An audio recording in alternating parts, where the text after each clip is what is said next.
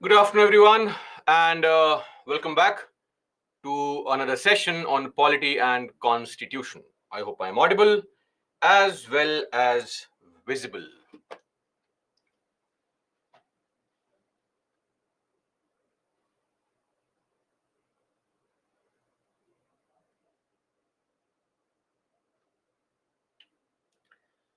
Great, audible and visible. Amazing. Let's wait. Let's wait for those to join, and then we'll begin our discussion for the day.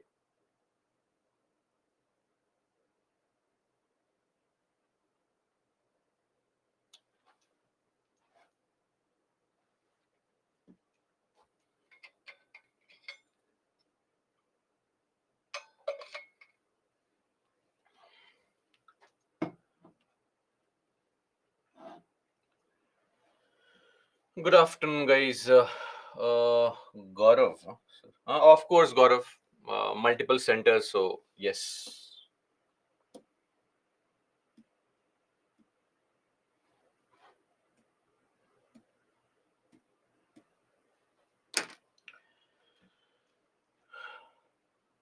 Good afternoon. Good afternoon.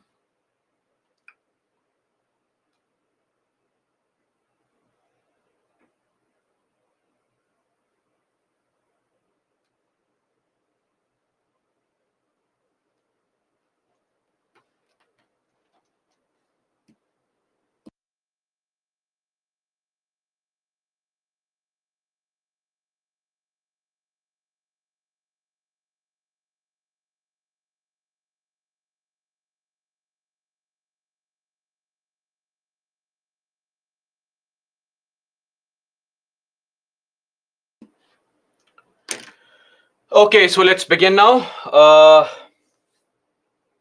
First up, as you can see on the screen, the break times are mentioned for your clarification.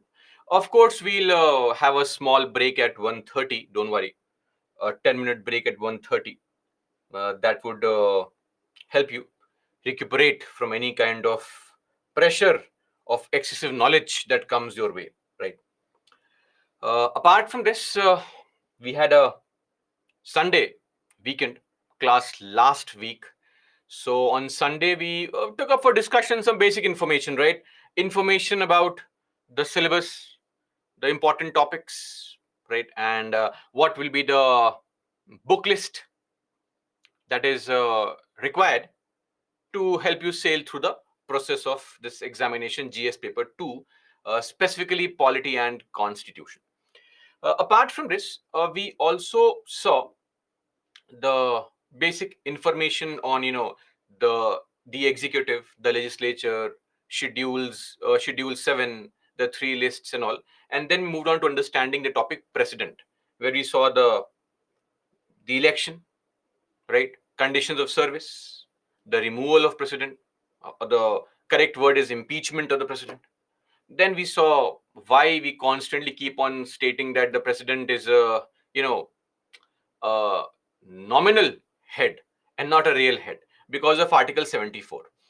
Beyond that, we also saw uh, the executive powers of the president, the financial powers, judicial powers, clemency powers, Article 72, right?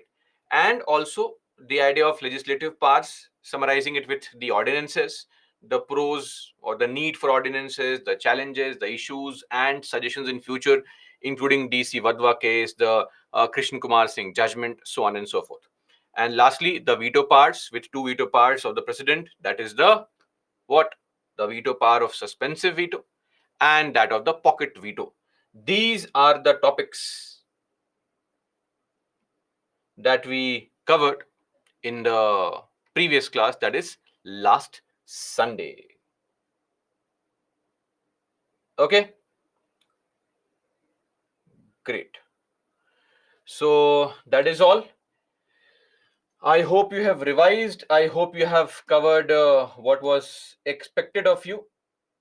And off we go with amazing issues. Pavitra, lunch break. Madam, 3 to 3:40. The time mentioned here is your lunch break. I think 40 minutes would be sufficient to have lunch, sitting in the comforts of our house. right? And if still is less, don't worry. Bring your plate in front of the computer, eat and study. Full enjoyment of the benefits of online classes, right? Anyway, A.S. Hussain, I've heard this name. Maybe you are an old student. So this is the second lecture. How last lecture? Sunday. Amazing. So the ones who have taken the classes, I expect better issues being raised. We had the first class in the last week, but anyway. Any other important queries, concerns, other than how to eat food, etc.? Great. So we know we'll begin our class now with a discussion on the vice president today, and we'll be covering the ground of course, the uh, prime minister, council of ministers, and if time permits, we'll also look at cabinet committees and attorney general of India. Right? That's it for the day. Hopefully, we'll be covering all these things today. First up, first few minutes, we'll be devoting it to solving some MCQs. The very first question in front of your screen is this. I'll give you a minute to answer these questions and then we'll see. Don't type the answer, use the poll to mark the answer. Okay?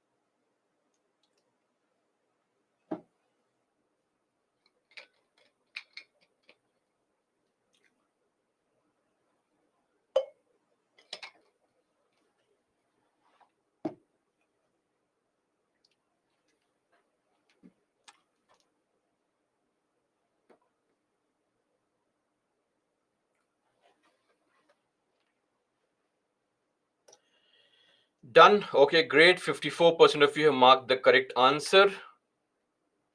So, which of the following are constitutional bodies? Election Commission of India is, of course, a constitutional body. Niti Aayog is an executive body.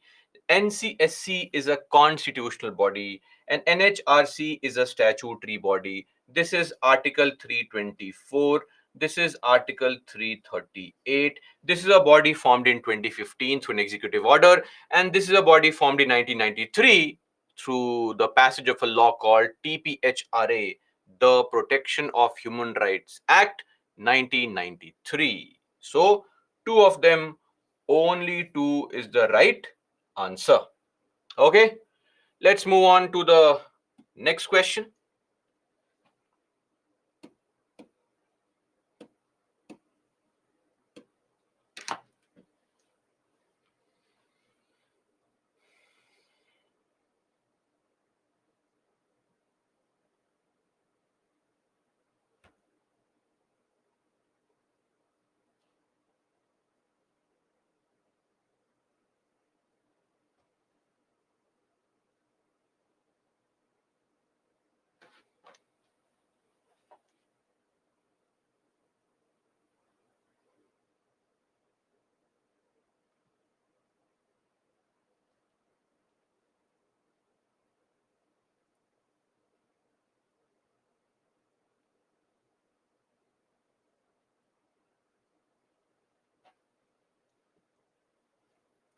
Yes, Basu, that's correct. We can meet again on Monday as well.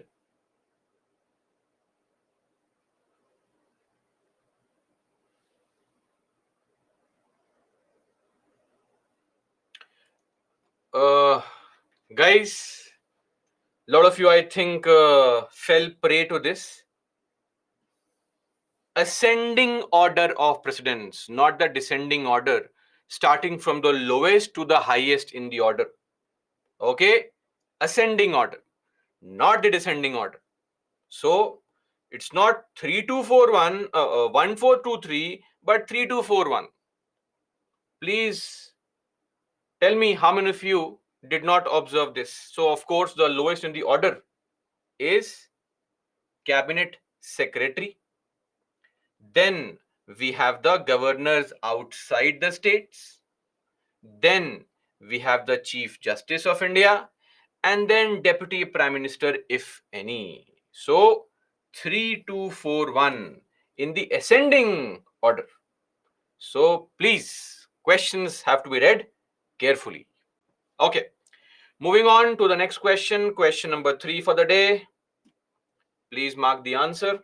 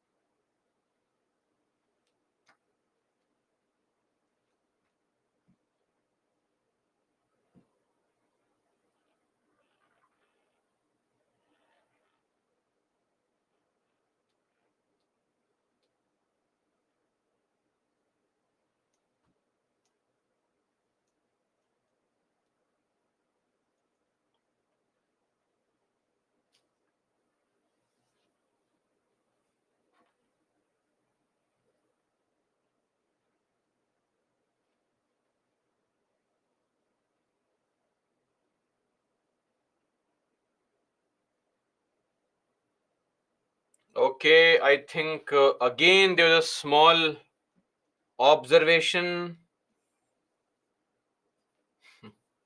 Incorrect. Not correct. What's the incorrect statement? In the 2022 elections, EVMs were used for the first time. Absolute nonsense. EVMs are not used. We have seen this, right? What is used? Ballot papers, ballot boxes. So one is wrong. And yes, population of 1971 census is used. So that is correct. But since we have to choose the correct statement, incorrect statement, the answer is A1 only, not B2 only. Okay. Please read the questions carefully. Don't worry, it's your first day, for some of you at least. So you'll get a hang of this. You'll start observing these important points. I think from now onwards, you won't have any issue with respect to incorrect and correct. Let's move on. Question number 4.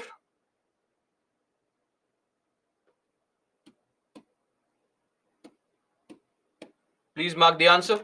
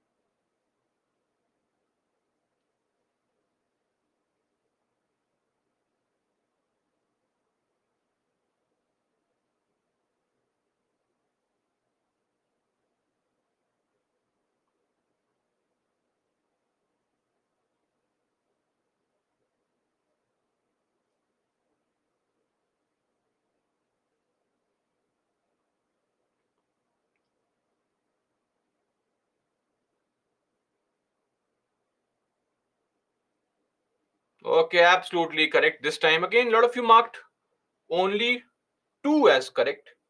Please tell me who feels that 2 statements are correct. See, only center has a power to make laws on topic not mentioned in any list. We call this through Article 248. What kind of topics are they? Residuary topics. Yes or no? Residuary topics. So of course 3 is correct. Other 2 are wrong. Both center and states have power to make laws on union list. States have no power whatsoever on union list. Both center and states have power to make laws on state list. So ideally, center does not have powers to make laws on state list subjects. But if it does, in any extreme circumstance also, states have overriding powers? Not at all. Center will have overriding powers. There is no such case of this happening, right? So one is also correct, incorrect. This means how many statements are correct? Only one is correct. Okay. And the last question for the day. Please mark an answer.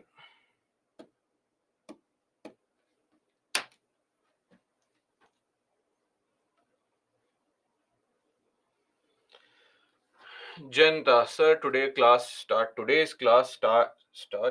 from which chapter? Today's class will start from the chapter Vice President. That's chapter 18 in your book, Lakshmikant, Vice President of India.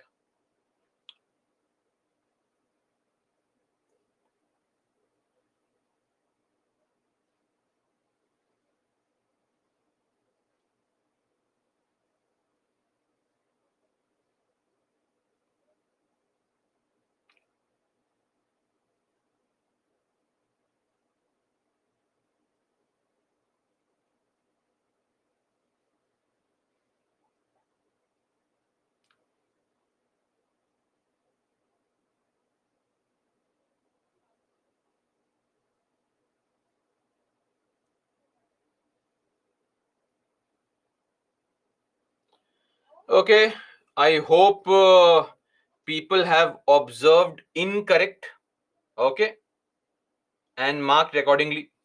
Or maybe some lucky ones thought of this as correct and got the right answer. So statement 1 is actually correct. Okay. Nominated members are not allowed to vote. Only elected MPs and MLAs of states. And states will include the UTs of Pondicherry and Delhi, not Jammu and Kashmir. Do you remember this point? Second is wrong. Okay. Then the vote value of MLA of UP is more than vote value of MP of Rajya Sabha. The highest vote value is of MLA of UP, that is I think 208. But MP of Rajya Sabha and Lok Sabha have same vote value, right? So vote value of MP of Rajya Sabha and Lok Sabha are same. So there is no confusion there. This is also wrong. Okay. So 1 is correct, 2 and 3 are wrong. How many are wrong? Only 2 are wrong. We are done with the 5 questions for today. Now we'll move on and discuss the topic at hand, that is of Vice President of India. And of course, why not JNK? Nikhil, innocent question. Because this point was discussed in the previous class only. While I was teaching Article 54, refer to your notes and the point there that as of now, JNK's name has not been included because it does not have an assembly which is functional. So once we have elections and once the parliament modifies Article 54 through a constitutional amendment, then maybe JNK's name will be included, but not as of now. Okay. Let me show you the leaderboard. Don't worry, we'll show the leaderboard. Oh, Dhruvi, that is why was insisting, sir, leaderboard, please. So Kirti, Dhruvi, and Nikhil. Is Nikhil the same who asked a question on why not JNK? How did you get all 5 correct then? Anyway. So Kirti, Dhruvi, and Nikhil, all 5 correct. Panyala, Satish, Ragini, Sushanta, Kaustubh, Kambapati. Oh, Kambapati is here. Himaja, Besti. No, Himaja. Till you guys, we have 4 correct. And the others have 3 correct. Besti, Aman, Kiran, Veer, Sushant, Sherlin, Ganesh, Vinod, A. S. Hussain, Choir Muskan, Kartika, etc. Okay. Normally, in the offline classes I take, the ones who get the highest score get chocolates. But sadly, This is an online class. No option for chocolates. No GPay.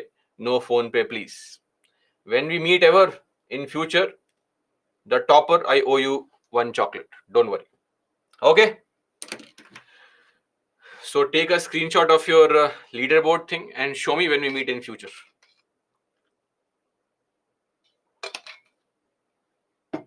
Now, let's get back on a more important note, the topic vice president. So we in the last class discussed the chapter president from one very, very important person to another yet more important person. Vice president. Article 63. There shall be a VP of India. Okay, so there shall be a vice president of India. Point one. Now, elections. First up is the election.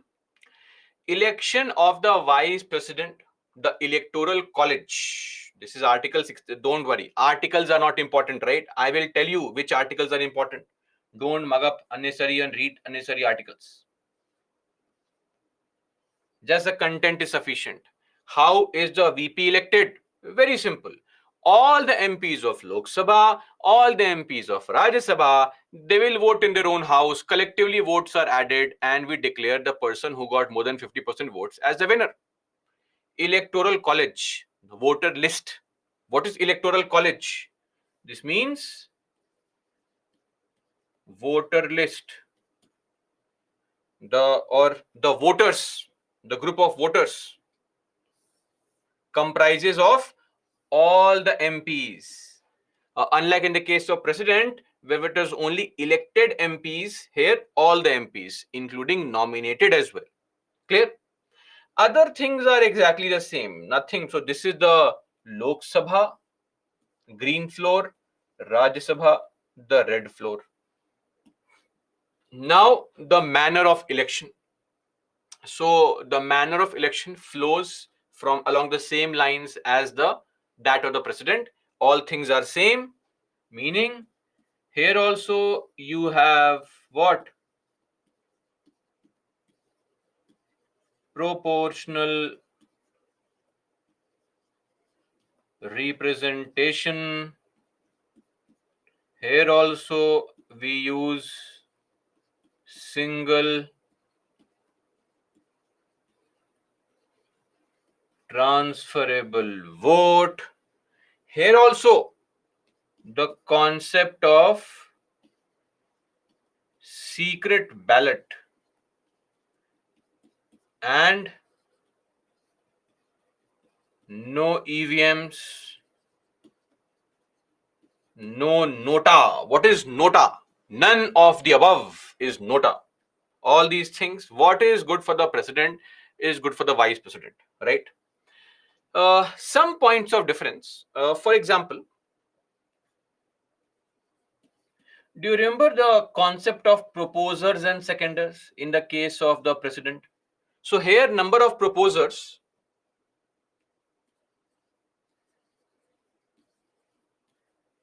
and seconders is how much? So please type number of proposers and seconders for the case of president was how much? Tell me quickly. 50-50. Very good. 50 for proposer and 50 for seconder. But for the vice president, this number is 20 each. President 50, VP 20. Okay. Then the security deposit, so no difference here. Security deposit is the same, which is rupees 15,000 security deposit. One more thing, here also the same article 71 holds true. What is article 71 in this case? It says that the election disputes will be resolved only by the Supreme Court.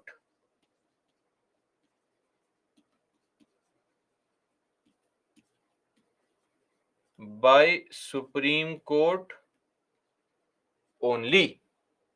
Okay. But one more point of difference. Who can complain? either the candidate, of course, or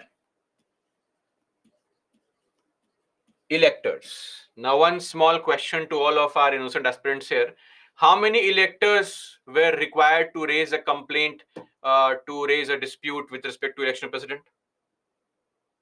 Tell me. Okay, very good. Some of you have mentioned at least 20 are required. But here, it is just half, at least 10 are required. Okay, so points of difference needs to be noted. All the points of differences need to be noted here. Two of them are there, otherwise things are the same. And in 2022, the last election was held in 2022. The date was, it was the 16th election of the vice president. The voting 6th of August, same day result.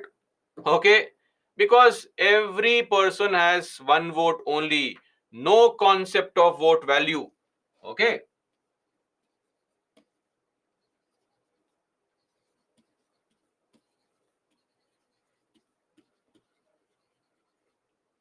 one person, one vote.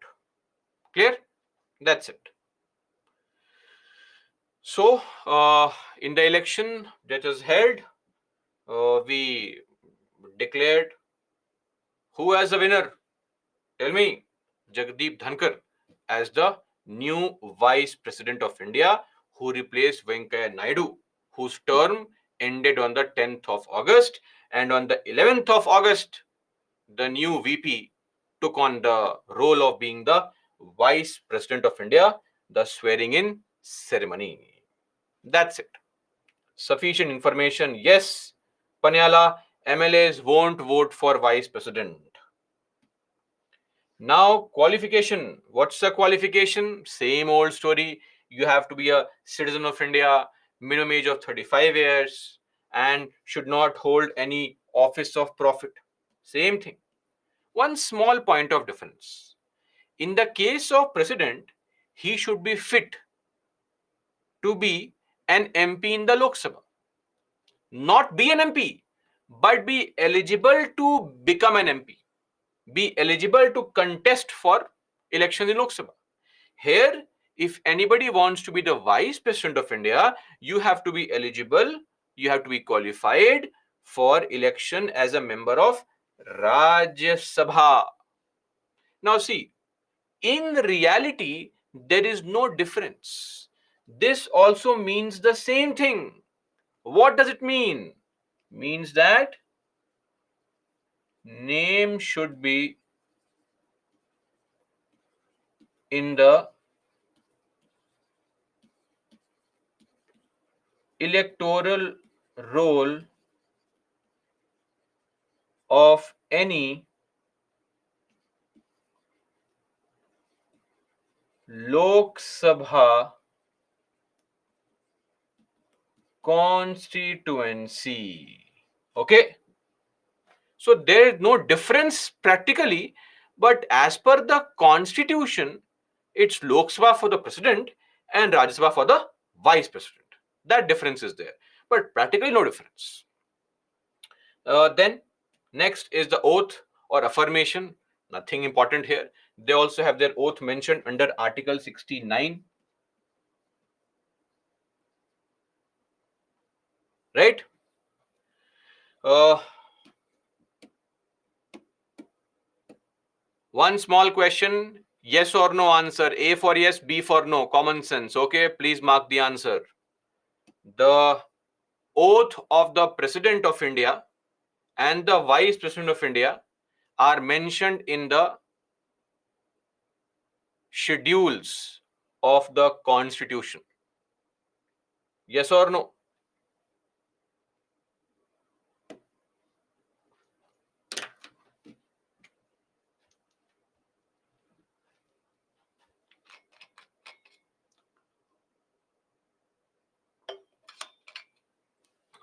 No, it is not.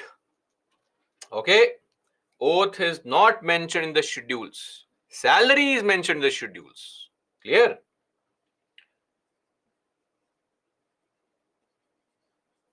Salary, please tell me what schedule to write here. Tell me. Ghulam Mustafa, schedule 3. Schedule 7. Salary of the vice president is mentioned in schedule 2. How? Because they mention salaries of presiding officers. So, salary is mentioned in schedule 2. Okay. Now, who administers oath to the vice president? Of course, the president or any other person appointed in that behalf by him, not the chief justice. What the constitution says is, if the president is busy, he says, oh, any person come here, go and administer oath to the VP. Look at the amazing status and authority of VP. No, but in reality, if the president is not there, of course, the CGI will be asked. But as per the constitution, any other person can be asked. You can also be asked. But come on, Mr. ABC, Miss ABC, please go and administer oath to the vice president. In case of president, who administers oath to the president? Tell me. Who administers oath to the president? Vice president, yes or no? Of course, very good. Yeah. CJI, not the vice president. Don't say yes, it's CJI, Chief Justice of India, not the VP. Now, removal. Just like the removal of the vice president of India, which is impeachment, here also we have the removal. Now, two things we should know. First point, of course, this person can resign. Resignation. Resignation will be submitted to whom? The president.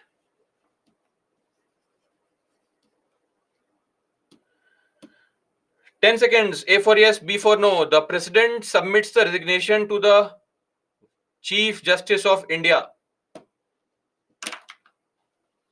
The president submits the resignation to Chief Justice of India. A for yes, B for no.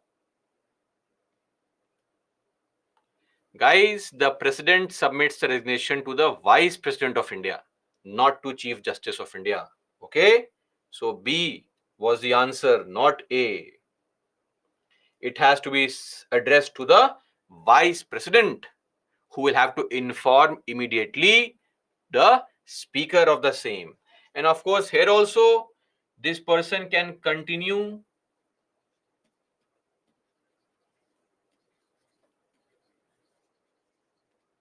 beyond 5 years till his successor enters office.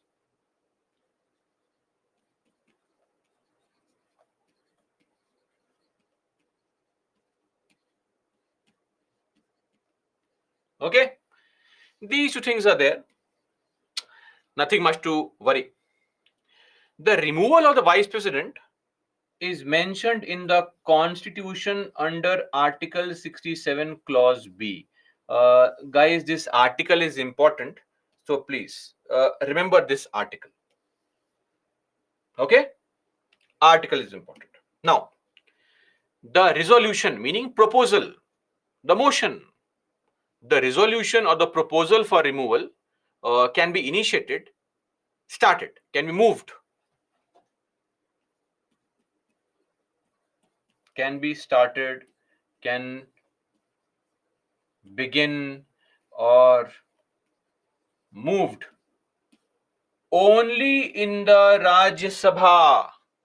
So the procedure to remove the VP can start in the Rajya Sabha only. Lok Sabha cannot start the procedure. Clear? Now, 14 days prior notice has to be given to the VP. Why? You can't surprise the VP. That VP, surprise, being removed. That can't be done. Once the notice has been given, then allegations. Achha, what is the ground of removal? Very interesting. A question for you once again. What is the ground of removal of the Indian president? Tell me. Quickly type the answer. Be active. Come on. Type the answer. Yuvraj, Sherlin, very good. Others, Deepshika, great. Kambapati, Himadri, very good. The word used is violation of constitution. Yes or no? Article 61, impeachment ground, violation of constitution. No other ground is mentioned. That's the only reason. Here,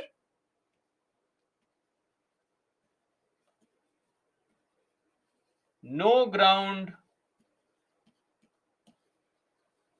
mentioned in the constitution.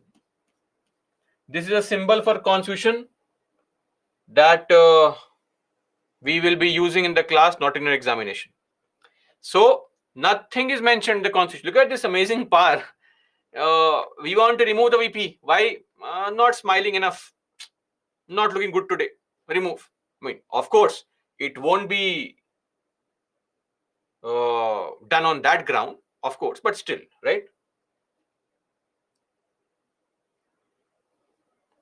Clear? Now, so ground of removal, nothing is mentioned. When the proposal is being discussed, then the voting takes place after discussion.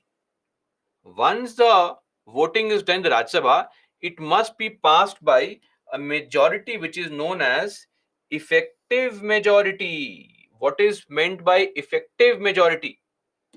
So, just two things for you to understand. Let's take an example. Example of Rajya Sabha only. How many people are there in the Rajya Sabha in total? So, if I ask you, please tell me the total membership or the total strength of Rajya Sabha. It is how much? 245. Now, of course, let's assume that 2 days back, 8 MPs were sitting on a car or maybe some bus, traveler, etc., and we're going to Goa to party. And the traveler crashed and all MPs died. We're not hoping for it. We're just assuming. What if it happens, right?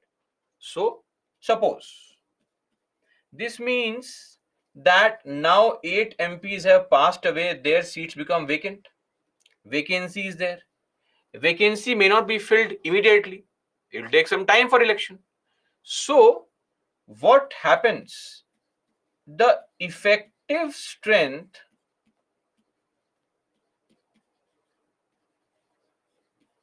is what? Total strength minus vacancy. This is how you find out the effective strength. All the then members of the house. That's a phrase. So here, what will the number be?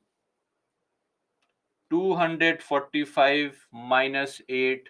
CSAT experts, please tell me what's the answer. 237. This is the effective strength. What is effective majority? It means more than 50% of effective strength. Meaning what? More than 50% of 237. More than, what is 50%? 50 by 100. What is off? Into 237. Please calculate using your calculators or otherwise also 118.5. 153? Sir, please. 118.5. We can't have 0.5 MP. We want more than that. Number will be 119. This is just an example. Okay. 119 MP. So effective majority is what? More than 50% of effective strength of the house. I hope we will remember this point. Yes or no? I hope no confusion. Once this is passed in the Rajya Sabha, it goes to the Lok Sabha. Okay. It goes to Lok Sabha. In the Lok Sabha, simple majority is required. Now you'll say, sir, what is this simple majority? Simple majority means of all the people who are present on that day. We don't care total strength, effective strength. I don't care. How many people are present today? 100? Okay. If more than half of you agree, say yes, task done. That's called simple majority. Meaning more than 50% of MPs present and voting. So this is what is called simple majority. Clear?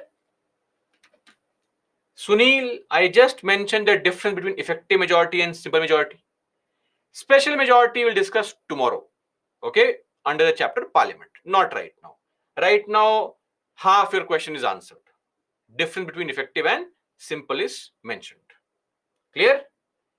Everybody, no issues now. And the moment this Lok Sabha passes the proposal, it is sent to the president who has to sign on the removal. And we tell the president, YVP, that sir, ma'am, please leave.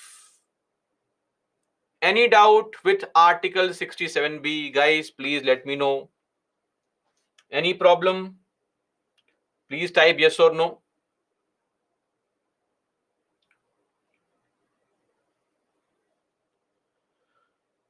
Okay, great. Amazing. This article is important, and if there is no problem, then it is more appropriate for me. Yes, Gaurav, quiz was done in the very first 20 minutes. Please solve this question. Came in 2004. I will give you 30 seconds only. Please don't ask me for more time. 30 seconds only. And mark this very, very difficult answer question. Yes, Babatosh. What's your problem? Please tell me.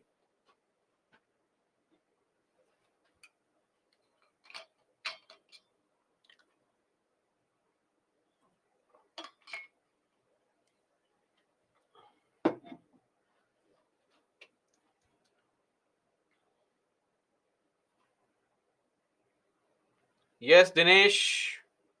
Any number of times. Of course, easy question. D is the answer. The resolution for removing the VP of India can be moved in which house? Rajya Sabha. Rajya Sabha alone. Not in the what? Not in the Lok Sabha. Clear? Okay. That's done. Lastly, coming to the powers of the Nandishappa, moving a proposal means bringing or initiating a proposal, right?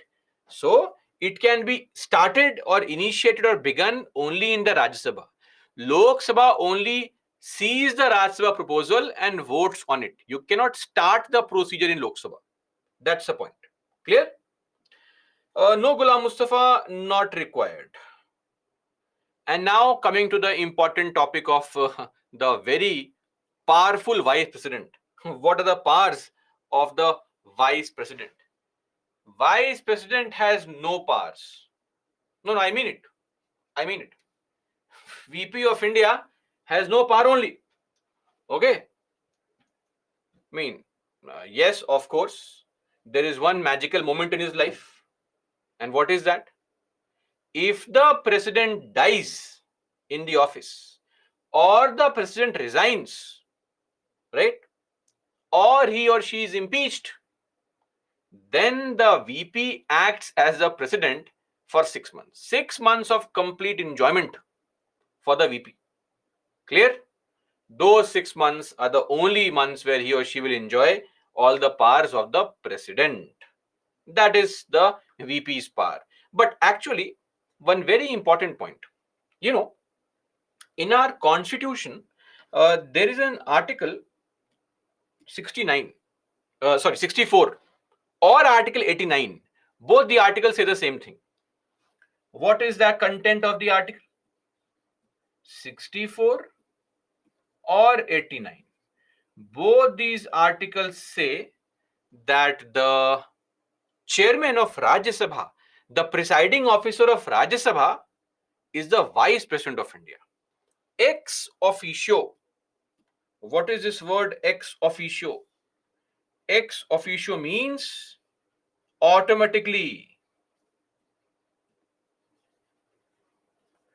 by virtue of, meaning whoever becomes the vice president, we tell the person, come on, sit here, you are the chairman of Rajya Sabha. So all the powers that the VP enjoys is not because he's a VP, but because he or she is a chairman of Rajya Sabha. In fact, they receive the salary also on account of being the presiding officer of Rajya Sabha. Are we clear on this? Everybody. So that's the power of the vice president. Okay. Uh, Otherwise, no separate individual powers or no role to play as a VP in the country.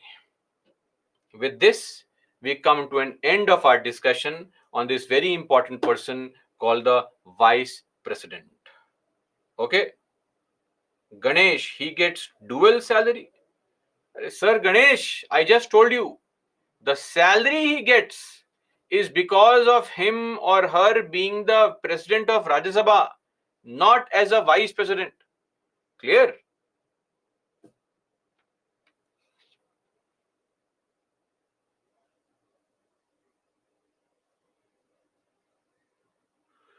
Okay.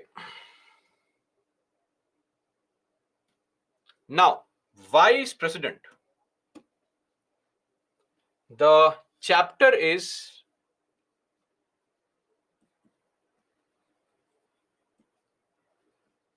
Lakshmikant, chapter 18, and important articles. Two important articles. Article 64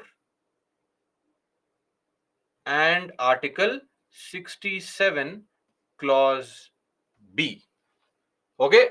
In fact, this is the more important one. This is just to showcase that the VP is the ex officio chairperson of Rajya Sabha. Okay. Important cases. Who will file a case against him? No cases. That's it. Done with the chapter vice president.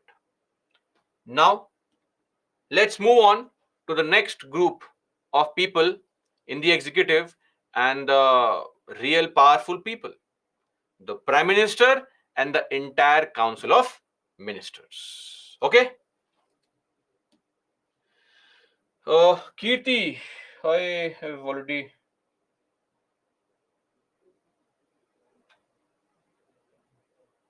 Okay, so what is a concern, Kirti? This is just an observation statement, and if this is some issue, we can mail me separately. I don't know what to respond here without any context.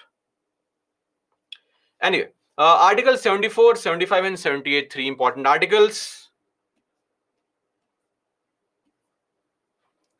We know Article 74, but a small request, no cheating, please. Please type what is Article 74, Clause 2.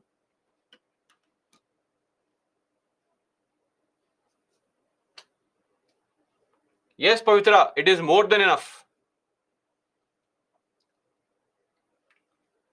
Guys, please write Article 74, Clause 2. No, Yuvraj. Kambapati, correct. One correct answer so far. Others are busy Google searching, right? Ragini, correct. Deepshika, no.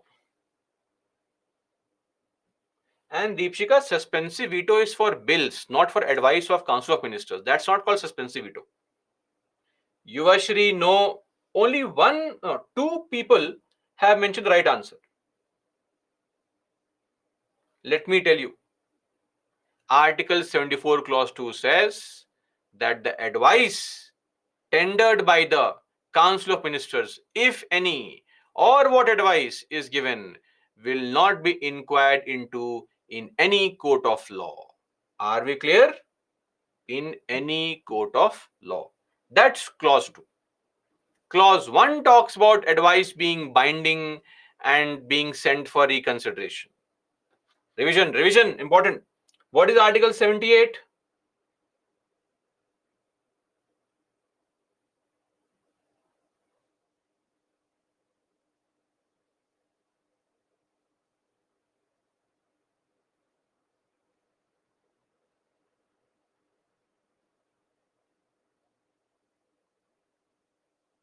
Okay. Duties of Prime Minister and Council of Ministers. So, the duty of the PM to furnish information to the President. Right? Okay. Now, let's move to Article 75. We look at Article 75 one by one. All the clauses. Okay. So, Kirti in the lecture, that statement is correct. That Mr. Pillai does not support very strongly the argument that it was Mulakkaram. And as far as the second part is concerned, I mentioned that him and some other right-wing historians, right? So I don't say he is right-winger, number two. And thirdly, what's the harm if somebody is right or left wing? You will have some ideology. Don't take it personally. Okay, just calm down. Okay. And when you make some assertion yourself, you have to be very sure what the exact words were. So choice of words have to be focused upon, right? Students have to be in a learning phase. And if you associate yourself with right or left and have strong opinions about them, the bigger question is that are you being an aspirant or just being some activist? Anyway, let's not get distracted here. Any such questions, please, beyond the realms of our class discussion. Others, extremely sorry. Let's proceed. Uh, Article 75, Clause 1, Clause 1A, 2, 3, 4, 5, 6. These are the clauses under Article 75. Okay. Clause 1. The Prime Minister shall be appointed by the President, and other ministers shall be appointed by the President only, but on the advice of the Prime Minister. Now comes a big question. The PM shall be appointed by the President. But this appointment is not something where the PM, the President has some choice. No. He has to appoint that person who commands majority in the which house? In the Lok Sabha. So the leader of that party which commands majority, that leader must be appointed. There is no alternative. Today, if the president wants, she cannot appoint Rahul Gandhi as a prime minister because BJP commands majority in the Lok Sabha, and the head of BJP is Mr. Narendra Modi. Simple. So it is not some option, frankly. And look at this. Other ministers, of course, are appointed by the president, but on the advice of prime minister. In this situation, you may feel that, okay, what about other ministers? Is the president free to appoint other ministers? Of course not. Of course not. It is always the advice of prime minister. So if I am the PM, I'll make a statement. Please appoint my best friend as the home minister, for example. And you have to, as a president, appoint my best friend as a minister. Simple, right? So it's completely the choice of the PM. There is no say of the president in this case as to who should and who should not be appointed as the minister. Clear? That is one point. Now, one small question to you. Again, yes or no question. 10 seconds. A for yes, B for no. Members of Rajya Sabha can become a prime minister. A yes, B no. MP of Rajya Sabha can be made the prime minister. Yes or no?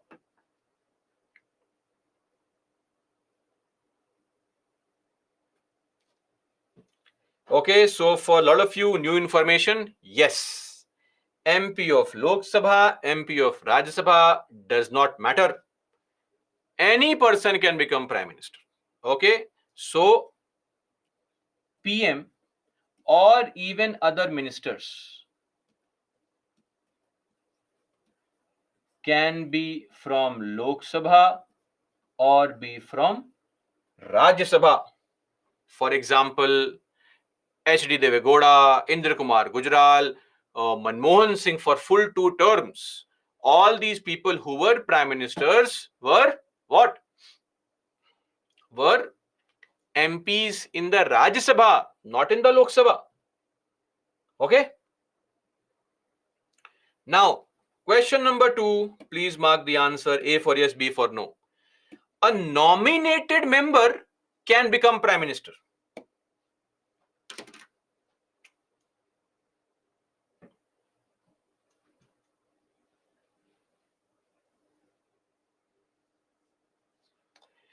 Yes, again, any person, any member of the house, it can be elected members or even nominated members. Any person can become the minister or prime minister. Does not matter at all. Clear? Okay. Now, one more point of information. If a minister resigns, what happens? If today the finance minister resigns, what will happen? Nothing happens. There are hundreds of BJP MPs who will jump and say, please, Mr. Modi, make me the finance minister. Right? Nothing happens. We replace the person with a new person. But if the PM resigns, your boss resigns, imagine you go to a party and function and your father leaves the party, does not like it. You also should leave the party. That's decency. Don't say, but uh, dad, you please leave. Let me eat. The food is nice. No, no, no. Sorry. Leave the party with him. So we say that when PM resigns,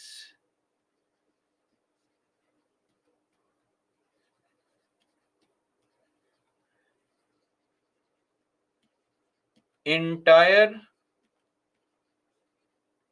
council resigns. Okay? When the PM resigns, every minister has to resign. Entire council meaning the council of ministers. Why? Because all these ministers were appointed by the president on the advice of PM only. If your boss is going away, please leave immediately. Clear? That's the case. So here the entire council resigns. This is Article 75, Clause 1. Now, one more point to be observed here is this. See, how many ministers can we have? Look at Lok Sabha, 543 MPs. Look at Rajya Sabha, 245 MPs. 543, 245. That number is 788 MPs. Right? BJP currently commands roughly 400 MPs, roughly. Slightly short of 400, 395 MPs maybe. And the BJP group, alliance, coalition, NDA, has over 450, 470 MPs. So should all of them become ministers? 400 ministers in the country. That would be very weird. So what we do is we have placed a limit, a cap, a ceiling. We cannot have more than that many ministers. But how many ministers? How to calculate this number? What is a maximum limit of ministers that we can have? So to calculate this number, we take the help of total strength of Lok Sabha, even though ministers come from both the houses. But to calculate the limit of total number of ministers, we take the help of the total strength of Lok Sabha. And we say that the total number of ministers, including the Prime Minister, in the Council of Ministers shall not exceed how much? 15% of the total number of members of the House of People. for our innocent aspirants here, House of People means which house? Please tell me. It means Lok Sabha, right? So the total number of ministers, including PM, will not cross how much? 15% of total strength of Lok Sabha. So Lok Sabha's total strength is 543. 15% of 543. So it will be roughly 81, around 81. So we can have maximum 81 ministers only in the country. We cannot have more than 81 ministers. Are we clear? I'll again repeat this. Please. Ministers can be from any house. But how many or what is the maximum limit? That will be calculated based on the strength of the Lok Sabha, and it should not cross 15%. It has to be less than 15%. Okay, shall not exceed 15%. Important.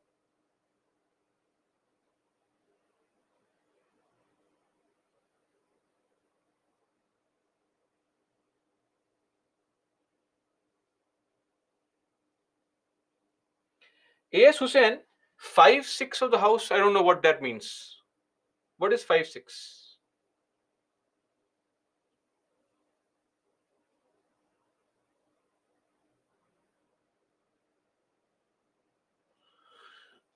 Anyway, let's move on.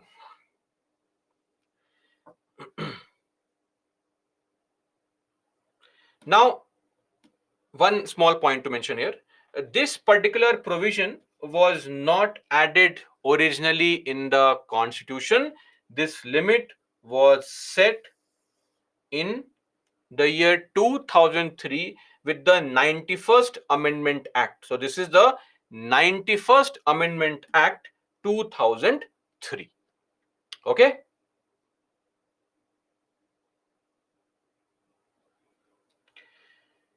Now solve this question.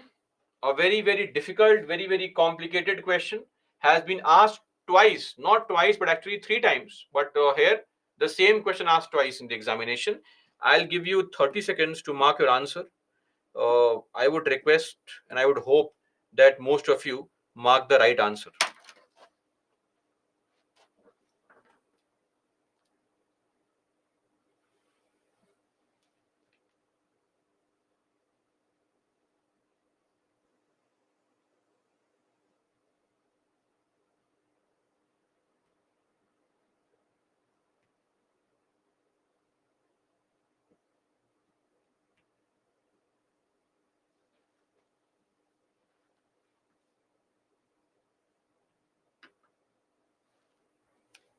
Okay, nice. Some of you, right, deliberately breaking my heart. So, which of the following amendment states that total number of ministers, including the Prime Minister, shall not exceed the 15% limit? So, it is the 91st Amendment Act, which year? 2003. Okay. So, of course, see, frankly, this has been the case. I cannot vouch for the other topics and all, especially history and stuff are getting difficult. Environment, science, and tech are getting difficult in the prelims. But polity has consistently remained of the same level. Now, last year's or this year's paper itself was difficult in general. So we cannot incorporate this year's paper in the wholesome understanding of UPSC. But the questions on polity in the prelims are relatively easy. You'll find that. Okay. Now coming to clause 2. I think we have discussed clause 2 in the last class only. The ministers shall hold office during the pleasure of the president. Comprehensively discussed that. The pleasure doctrine of the president, wherein he to maintain the ethics, the purity of administration, right? To maintain the ethics and purity of administration, he can do what? He can remove a Minister. Okay. Now, Simran, that is a date of notification. So, what happens is, for example, I'll give you a simple example. Laws are passed in 1 year, but sometimes notification can take some time and they may come into effect next year. For example, there's a law called Lokpal and Lokayukt Act 2013. The law was passed, etc., all signed by the president in 2013. It became an act, but it was notified on the 16th of January 2014. So we don't say the Lokpal Act of 2014, we say the Act of 2013 only, right? That's the nomenclature. Now, clause 3. The Council of Ministers shall be collectively responsible to the House of People. A very, very important article, actually. This Article 75, clause 3 should be remembered because you will have to quote this again and again. Okay? The Council of Ministers shall be collectively responsible to the House of the People. Right? So, House of the People, Lok Sabha. The Council of Ministers shall be collectively responsible to the House of the People refers to the idea that we use in our country, because so far we have been the land of kings and queens with no accountability. We thought once we have democracy and we have a form of government, we want that to be an accountable form of government, a responsible form of government, right? So the Council of Ministers shall be collectively responsible to the MPs of Lok Sabha, answerable to the MPs of Lok Sabha. That's why we say in the parliamentary setup, always remember this: executive is accountable to legislature.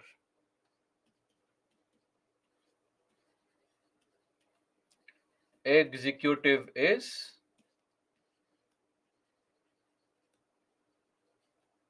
accountable to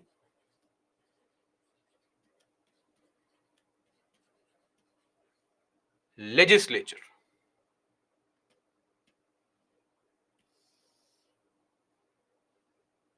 Okay, please remember this line. It is one of the very important elements of parliamentary form of government. First element was what? That the head of government is the real head of state is a nominal head. Second thing is, in the parliamentary form, executive, meaning what? The government is accountable to what? The legislature. In our case, the Lok Sabha. And because we say you are accountable to the Lok Sabha, that's the reason why government formation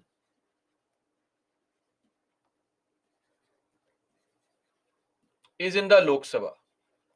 Whoever wants to form the government has to win the majority in Lok Sabha, because Lok Sabha is the directly elected house and to whom our MPs are, the ministers are responsible.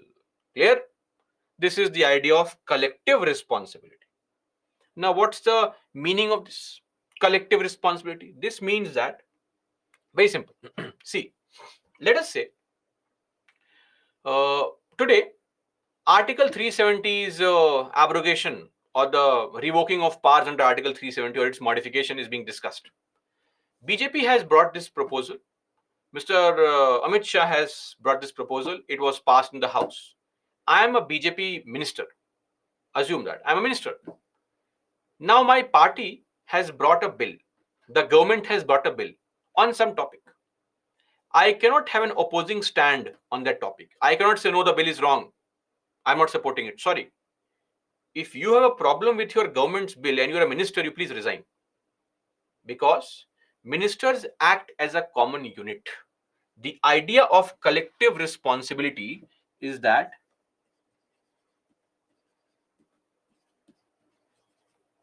ministers act as a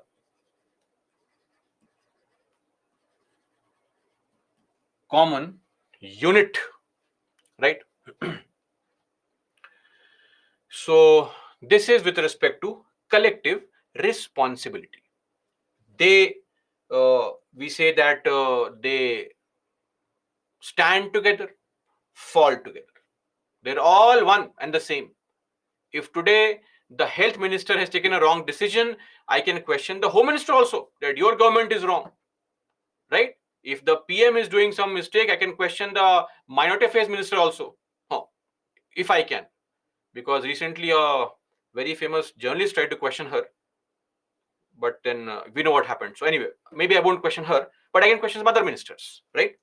So anyway, uh, the idea being every person in the cabinet has to align with the government's policy. If I have a problem with the government's policy and I'm the minister, resign, please. Please resign. Somebody else is waiting, right? So we say government's decisions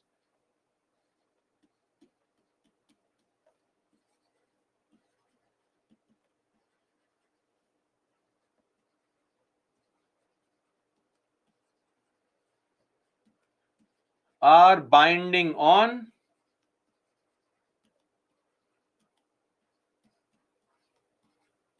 all ministers. Okay, that's it.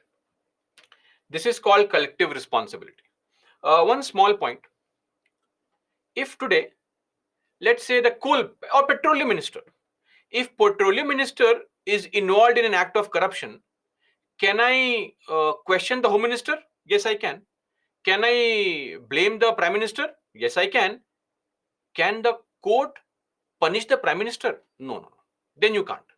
See, this concept of collective responsibility is not carried over to legal responsibility. I mean, every minister is individually responsible for the failure or shortcomings in his own ministry. So if you do something wrong, let's say, I can scold your elder brother also, right? If we do something wrong, our family gets a bad name. But if we do something wrong, illegal, or say some crime, then we won't punish the parents or the elder younger brother. You are going to be punished. Yes or no? So if you do something illegal, act of corruption, then I can't punish other ministers. I have to punish you only. So this collective responsibility does not mean legal responsibility. Please, every minister is himself or herself responsible for any kind of failure of to meet the legal obligations in their own ministry. Clear? But yes, the policy making and decisions, they are all one and the same. This is the concept of collective responsibility. A.S. Hussain, same party MP opposed the bill. Now you are venturing in the territory of anti-defection. It can be done with the prior permission of the party. Otherwise, it can't be done. Okay. To cut a long story short, Choin will have to refer to the last class's lecture on the pleasure of the president, where I had mentioned that the pleasure of the president refers to what? Refers to the idea of the president to ensure the ethics and purity of administration can also remove a minister after giving sufficient warning and based on concrete evidence. Okay. Clause 4. Before a minister, just like the president, takes an oath administered by the CJI, before the minister enters upon his office, takes his office, the president administers oath to the minister. Two oaths. One is the oath of office, the other is the oath of secrecy, office secrecy. And these oath, the forms are mentioned in the third schedule. Okay, third schedule.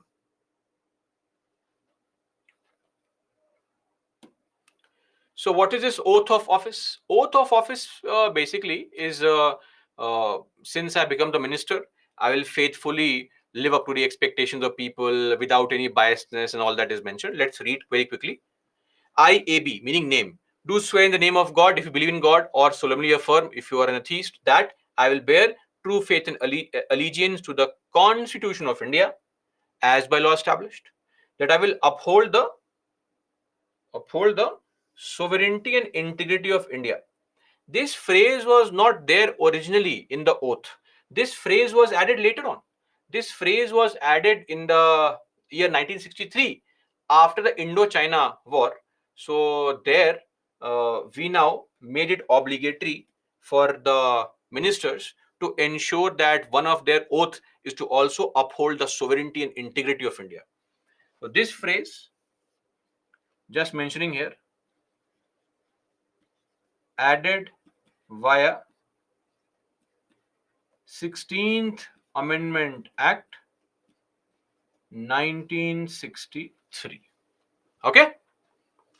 That I will faithfully and conscientiously discharge my duties as a minister for the Union, and that I will do right to all manner of people in accordance with the Constitution and the law, without fear and favor, affection, or ill will.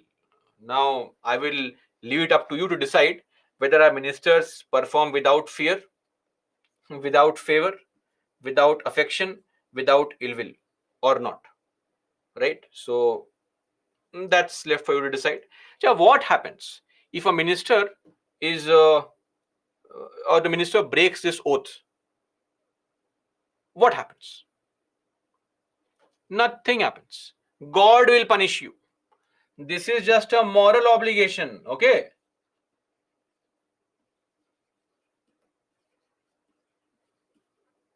God will come and punish you. So, oath of office is a moral obligation. But yes, one such oath is the legal obligation of a minister. That is called oath of secrecy. Now, for you also, when you reach the, when you become a civil servant, you will be privy to a lot of sensitive information, right? Information which, if disclosed to public, can hamper country's interest also. For example, imagine you are the minister. No, in every group of friends, there is one person. If you tell the person any information, rest assured, the entire plant will know the information, right? The gossip mongers, dangerous people. And if you are that person, then you know very well. So that is the same point here. If you become the minister and you are the person who cannot keep secrets, you jump and firstly post the first tweet that comes from you. Guys, I am out of the cabinet meeting. I came to know where the military installations are, where the nuclear power, nuclear missiles are. They are placed in that location. Disclose it. Very excited. The very next day, all our YouTubers, TikTokers will go there and say, friends, guys, I'm here. See the nuclear missiles. Please like my video, subscribe to my channel, press the bell icon. All this nonsense will happen, right? So we have to understand that certain information can't be leaked. And since you are the minister, you'll be privy to this sensitive information. The country should have faith that you will not reveal this information. Okay? So I, AB, do swear in the name of God that I will not directly or indirectly communicate or reveal to any person or persons any matter which shall be brought under my consideration or shall be known to me as a minister for the Union, except as may be required for the due discharge of my duties as such minister. Beyond that, I can reveal information. Now, what if you break the oath of secrecy? Then what happens? Now, here it is actually a legal obligation. Meaning, if you break this oath, you reveal some secret information, it is punishable under a law called Official Secrets Act 1923. Okay. So, and when I say punishable, jail term is there. 3 to 14 years of jail term is there. Oath of secrecy. That's it. Oath of secrecy is basically, the Official Secrets Act is basically a law which takes care of or prevents any kinds of espionage, spying activities, ensures national security in the country. Okay, that's it. Now, since we are already discussing this, the look at the statement here. The form of the oath, that is, this statement is mentioned where? In the third schedule of the Indian Constitution. So if you go to the third schedule, you will find that the third schedule contains form of oath or affirmation that has to be read by the people who take certain posts. Whose oath is mentioned there in the third schedule? Oath of all these people, right? Firstly, ministers. Ministers at the center, ministers at the state level also. Candidates, those who want to contest elections, those people also, right? So whether you want to contest the elections for Lok Sabha, for Rajya Sabha, for the assembly, for the council, does not matter. Oath has to be taken. Legislators who are already MP, MLA, MLC. So whether you are MP, MLA, MLC, whether you are elected, whether you are nominated, you have to take an oath. Without taking oath, without taking oath, you cannot start your work, official work. You can't vote in the parliament, etc.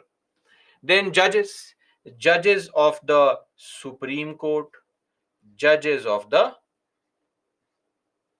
high courts, and then CAG.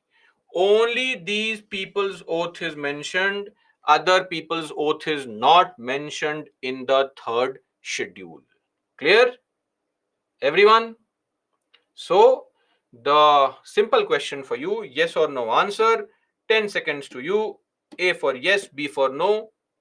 The oath of Chief Election Commissioner is mentioned in Schedule 3 of the Indian Constitution. Yes or no?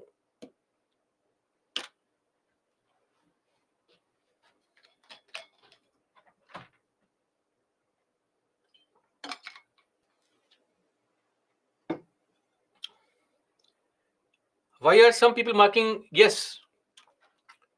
Chief Election Commissioner, where is the name mentioned here? Please don't do this. CC's name is not mentioned here. Please don't mark that statement. The oath of only these people is mentioned under Schedule 3 of the Indian Constitution. Okay. Now, this is just an example to showcase from the Constitution only. Look at this forms of oath or affirmation, 75 clause 4. This is for the presiding officer, the speaker. This is for the judges. This is Supreme Court judges. This is for the state ministers. This is for CAG. This is for the uh, high court judges, right? Anyway, now Article 75 clause 5, very nice article. You know this article, but indirectly. Have you seen this movie directed by Shankar? The original version had Arjun as the actor, Tamil version, translated into Hindi as well, the Hindi version being Nayak. I am sure you must have seen this movie Nayak, right? Is there anyone who has not seen this movie or the original Tamil movie? One day chief minister concept. Ragini, Mrudula, not seen. Oh, okay, no problem. You are missing out on life. No, the mark of true Indian nowadays is that every person must have seen movies like Bagban, Aparichit, right? And Suryavansham. So, of course, anyway, let's not get into that. So, those who are not seen, you have nothing to lose. You get the information. The question is, this movie had this scene where this person, the reporter, is asking questions to the chief minister. And while being very angry, the chief minister acts in a typical fashion as some current minister and says, do you know how much suffering I have to go through? I wear a crown of thorns, right? So, do you want to become the CM for one day? Just become a CM for one day. And he offers him to become a CM for one day. And then we see how Mr. Anil Kapoor or Arjun in the movie becomes the CM for one day. The point is this possible? Because it's a movie, so they will show anything. Yes or no? Is this possible? What does the public think here? Tell me.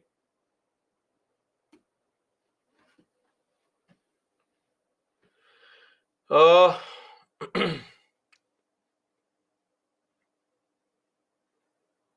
so those who have not seen the movie, they are saying no. Those who have seen the movie, they are saying yes. Actually, yes, it is possible.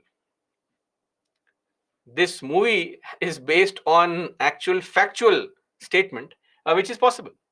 You can be a minister, including prime minister, without being a member of the house. Are we clear? But that's not the end of it. Ultimately, we are in a parliamentary form of government. Parliamentary form of government. Now, this Article 75, Clause 5 tells us one more unique point. What is that?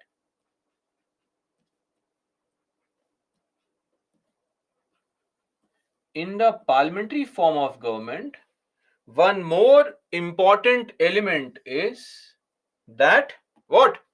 The executive is a part of legislature.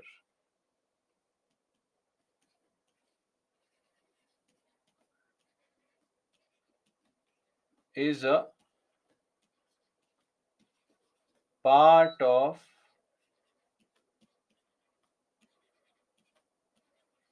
legislature.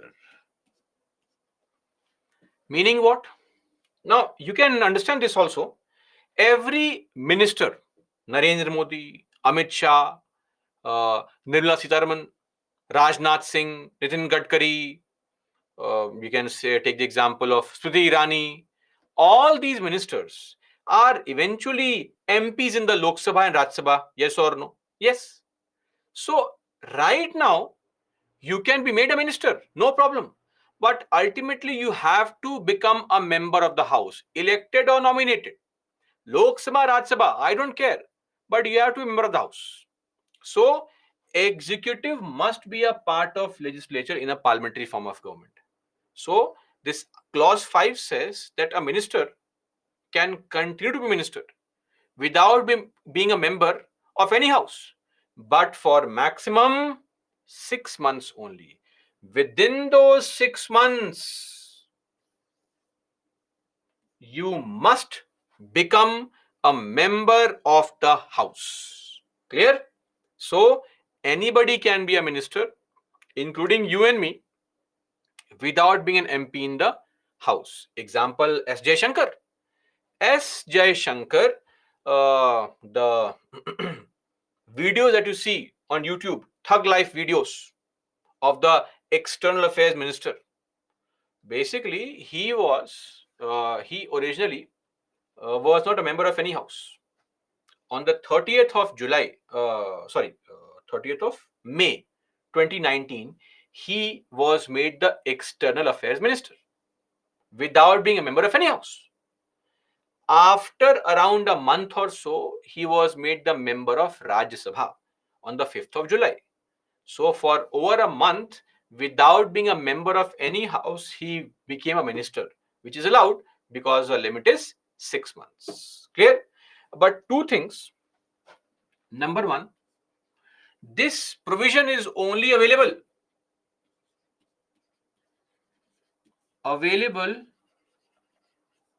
only to those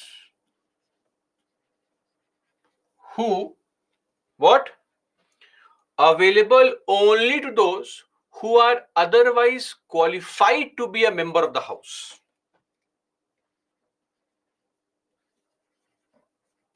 Who are eligible to become MP. Okay.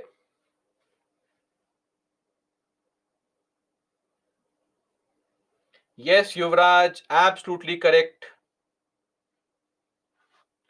And second thing, This can't be used for reappointments. Okay, can't be used for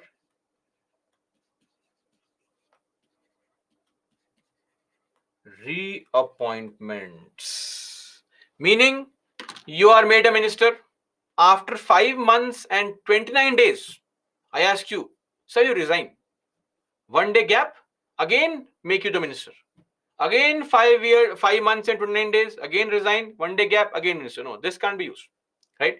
Supreme Court in one case called SR Chaudhary case 2001 has already clarified that these provisions are only meant for situations where somebody lost the election, who was quite intellectual, or maybe somebody could not take part in elections because of other factors. So allows them to become ministers, allows the government, the country, to what?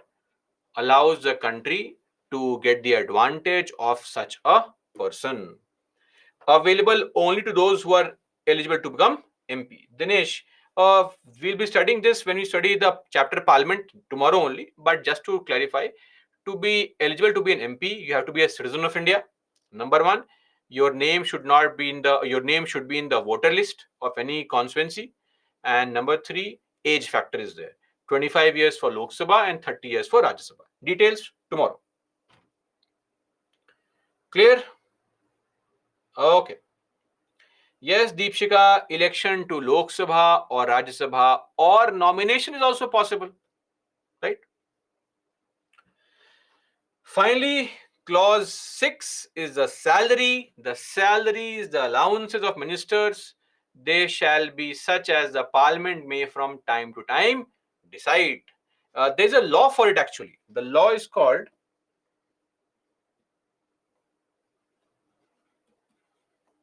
the Salaries and Allowances of Ministers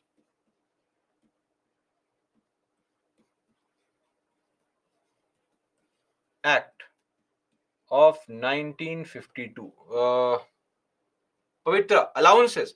Allowances basically mean perks, the benefits. For example, dearness allowance, traveling allowance, you have a gardener, guard, petrol allowance, mobile bill allowance. These are called allowances, extra perks or perk visits. Okay, this is the law which talks about the salaries of our ministers. So let me just clarify. Don't assume that the ministers are getting crore of rupees per month. The salary is very limited. Salary is only 1 lakh rupees per month. Okay. Then they get other things like constituency allowance of 70,000 rupees. Then they get something called office expense allowance of 6,000 rupees. And then to entertain visitors on a daily basis, they get around 3,000 rupees. The PM gets 3,000, the senior ministers get 2,000, and the junior ministers get 1,000 rupees. That is called sumptuary allowance. Hospitality allowance. Basically, the idea being, if today Ambani comes to meet the PM in the office, we can't serve him Parle-G biscuits. We have to serve him handmade cookies. It will cost some money. So that is called sumptuary or hospitality allowance. Clear? That is there with respect to Article 75, Clause 6. Just to give you an estimate, in the last year's budget, 1711 crore rupees was kept aside to be spent on the cabinet ministers. Not for their salary primarily, but for their travel, etc. So basically, the travel cost is very high. Okay, that's it. Done. Solve this question very quickly. We have two questions, and then we'll take a break. Solve this first. 45 seconds should be sufficient, I believe.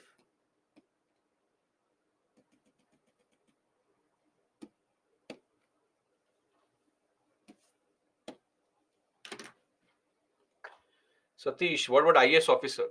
It would range depending on where you enter. If you start your job right now, around 65-70,000 rupees plus allowances. And at the topmost level, it's 2.5 lakh rupees per month. How many types of judiciary? Deepak, why this question suddenly? How many types of judiciary? What kind of question is this? Rephrase it. Rephrase it.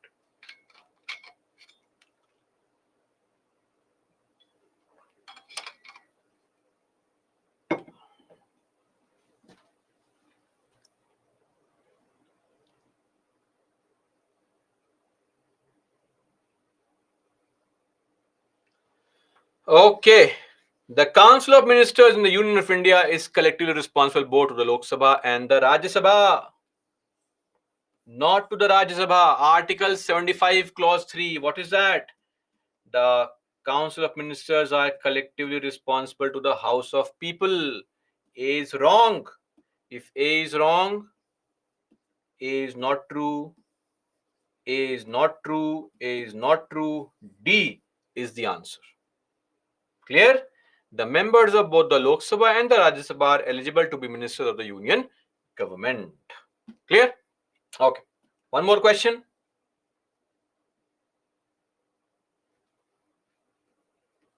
Please mark the answer. Oh, poll.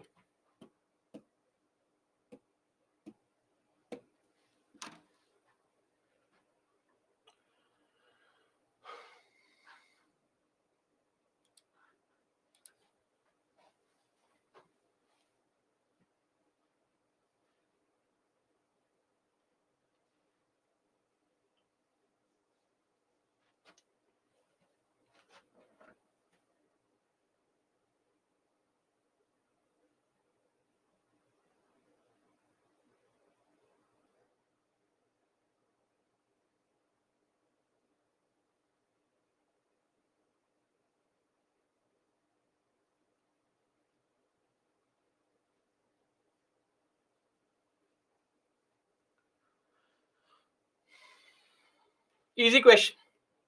Of course, the PM of India at the time of his or her appointment did not necessarily be a member of one of the houses, but must become a member of one house within 6 months. So within 6 months, you have to become a member of the house.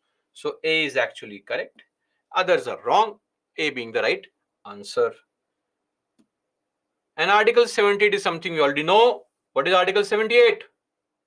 Article 78 simply says that it's the duty of the PM to furnish information to the Indian President.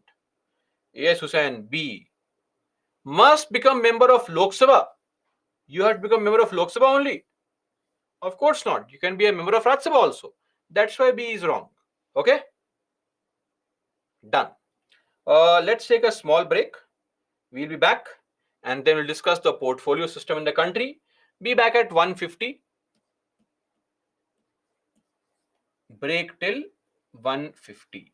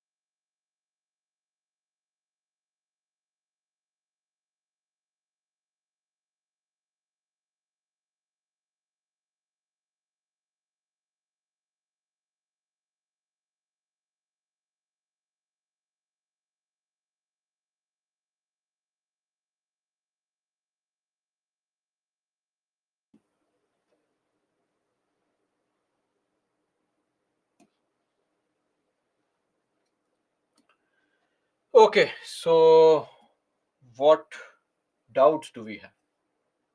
Mojo, sir. Sir is not a doubt here. Tell me a doubt. Bhumi, sir, you are teaching removal of vice president. If the president wants to remove him, then how can he consult to the same vice president? Huh? Okay. Bhumi, I don't understand your question. So apologies for this. Please rephrase this question. If we are removing the vice president, why will the president consult him before removal? I don't know.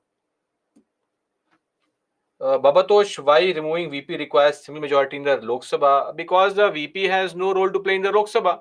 VP is a chairperson of Rajya Sabha. That's why. Yes, Babatosh, he can become the president in future. It's fully allowed.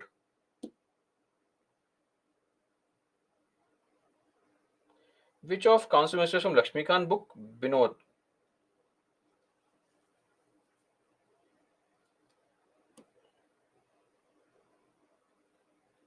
Foreign minister is a council of ministers. He's not an IFS. Babatosh, currently the foreign minister by chance used to be a foreign secretary, but he's a minister only.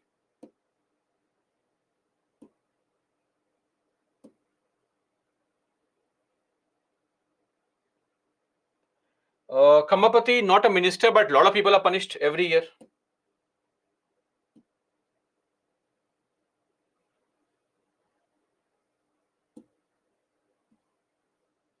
The pension of ministers are there and number keeps on increasing.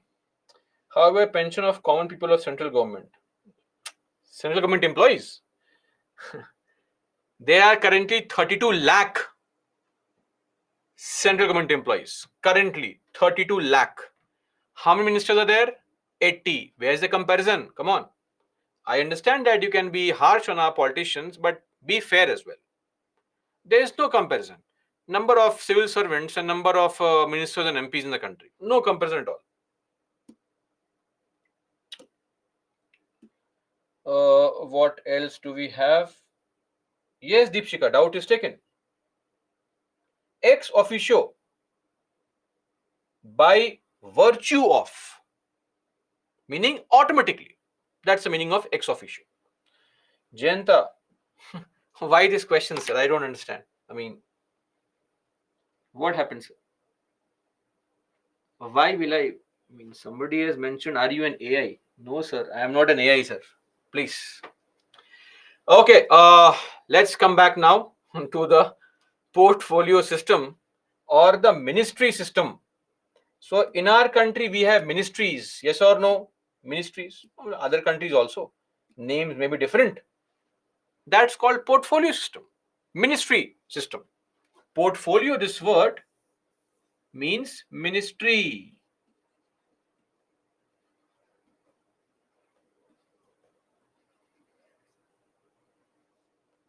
Okay.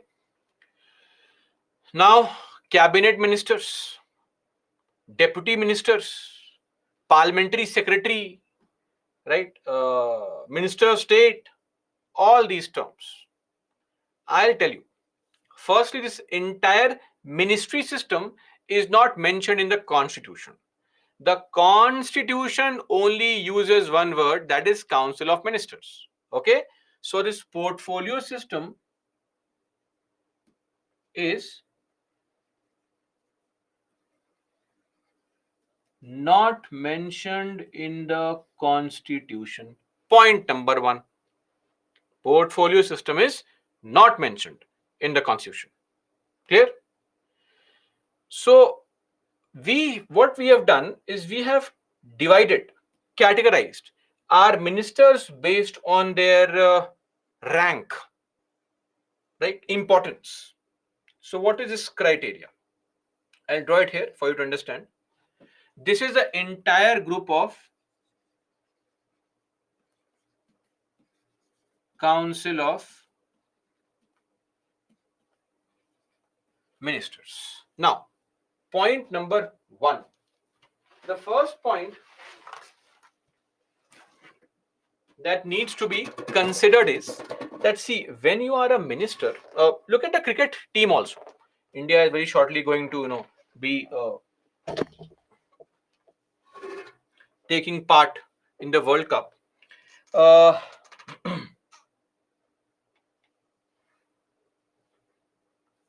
And in the cricket team as well, in a movie as well, there are some important characters, like the main characters, the hero, the heroine, etc. Then we have secondary characters, like the hero's friend who is a comic, etc. And then some lesser secondary characters. Okay, some people who come for a few scenes only. In a cricket team also, top players, grade A players, Virat Kohli, Rohit Sharma. Then slightly below them are those players who are important, not that important, right? Uh, then comes a third category of players who are there, who may not be in the next match. These beginners, newbies who have to perform, prove themselves, etc. Same thing. The Council of Ministers means the entire group of ministers, right? Now, in this council, the senior most people, the topmost people, they are known as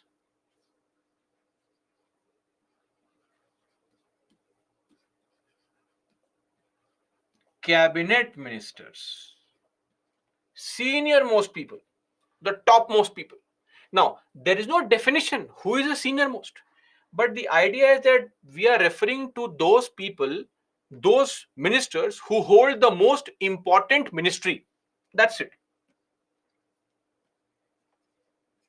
Hold most important ministry or portfolio. They are called cabinet ministers, including PM. Okay, so it's the PM plus the ministers who are a part of cabinet. It includes prime minister, who is the head of the cabinet. So this is what is called the cabinet. They are important. They are the ones who are responsible for the decision making in the country. Look at the ministries they hold: defense, road transport, agriculture, tribal affairs, home affairs, finance, external affairs. Look at the ministries that they hold, right? Important ministries: women and child development, minorities, etc. Now, these ministers would also need some help. To think of it, Nirmala Sitharaman is the Minister for Finance. Now, let me tell you, Ministry of Finance has 6 departments. It's a very big ministry. It's not a small ministry to be handled by an individual so easily. No, no, no. She would need some help. So, therein comes the role of an assistant, a junior, a deputy of sorts. We call those people ministers of state. They are not in the state government, they are at the center only. But yet we call them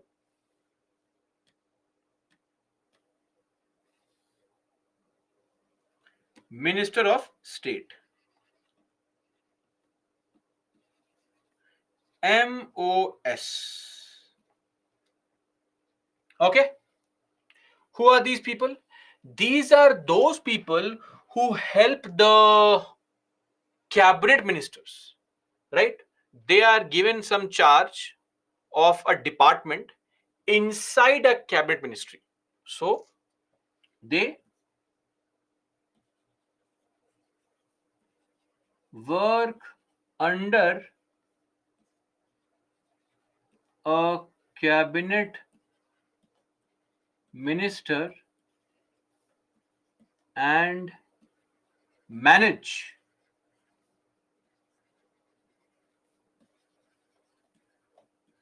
some departments within the ministry. Did you understand this concept? Minister of State, also called MOS, referred to like this: Minister of State. They are not ministers in the state government, they are ministers in the central level only, right? But basically, since they support the cabinet ministers, ministers of state. Now, there are some ministries, some portfolios, some areas, some domains which may not be very important. I'm not talking about home affairs. I'm not talking about finance ministry.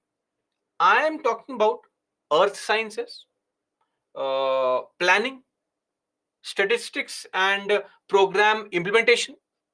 Ministries which are not that large but neither that small as well, right? So, in those ministries, we have the concept of what?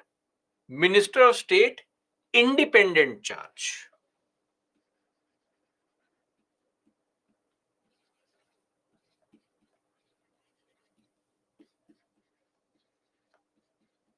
Independent charge. Basically, this means these are people who manage relatively smaller ministries but independently.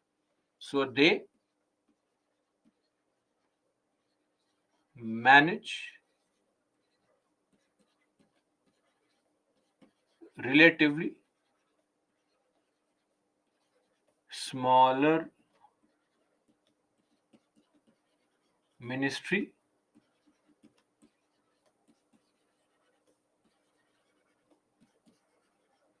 independently.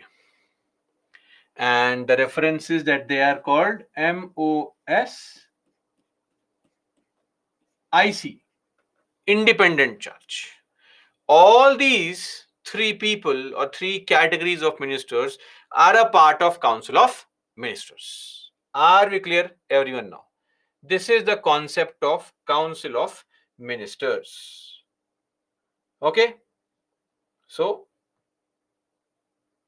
I hope now you understand. Any issue with respect to Council of Ministers? Please tell me, let me know. Council of Ministers is the larger group. In that group, some people who are the senior most people are called cabinet ministers, some are called ministers of state independent charge, and some are called ministers of state.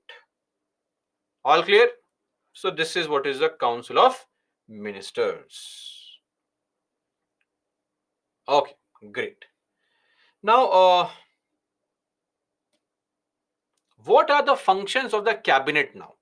Cabinet is the senior most body, right? And the idea, the concept of cabinet is to ensure collective accountability, responsibility. So the senior most ministers, like say Virat Kohli, Rohit Sharma, and all, Bumrah, they may be responsible for the outcome of a match. Though it is not to say that other players are not responsible, but if things go wrong, nobody will scold the newcomer, right? Person with no experience, etc. It's the senior most players who share the burden of aspirations and expectations, right? They shoulder the burden of the expectations of people. Similarly, so cabinet, this concept of cabinet is to ensure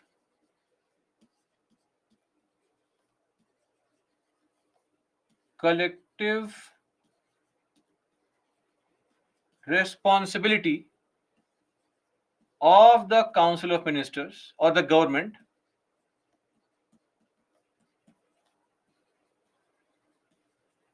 towards people.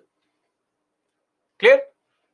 Now, what are the functions that the cabinet performs? So, let me tell you, the cabinet is a supreme body in the country. It's the cabinet which performs every possible function that you can think of. Clear? It's the supreme executive authority, meaning the topmost executive body in the country. It's the principal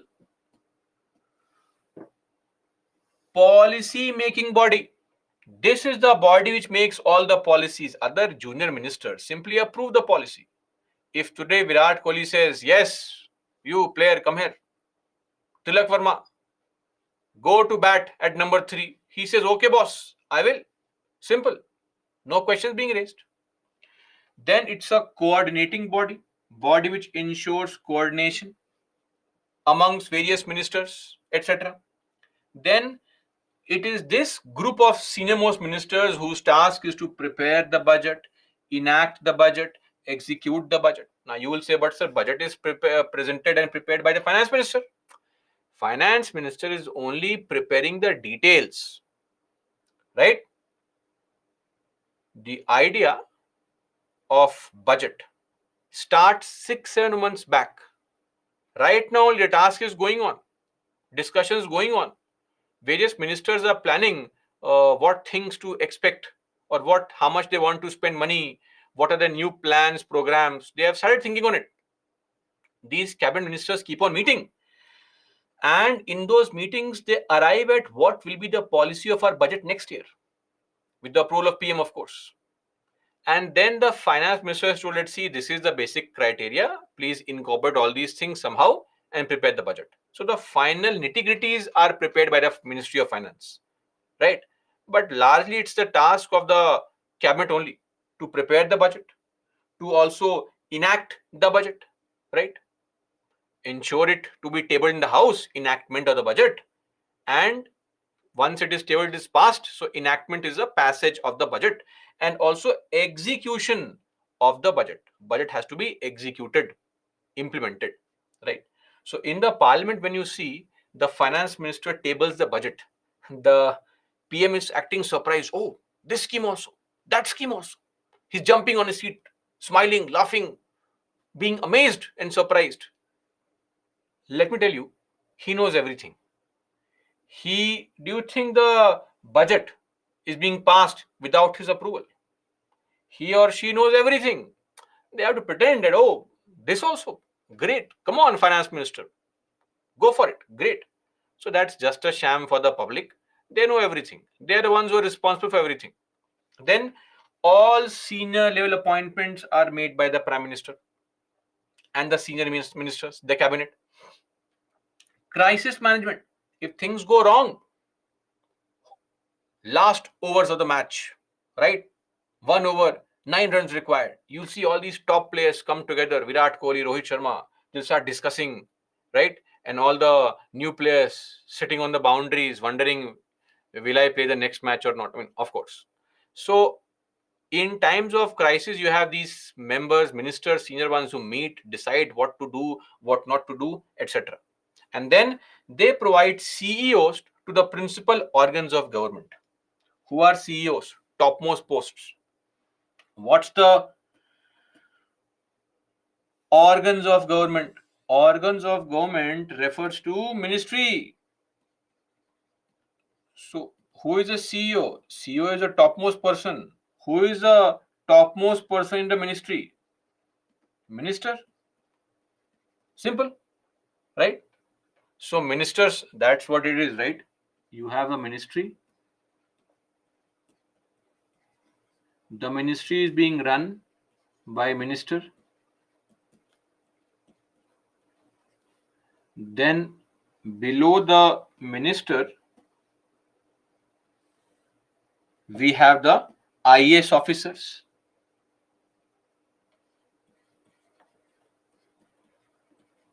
secretary, additional secretary, joint secretary, deputy secretary, under secretary. Okay, so who is a CEO, right?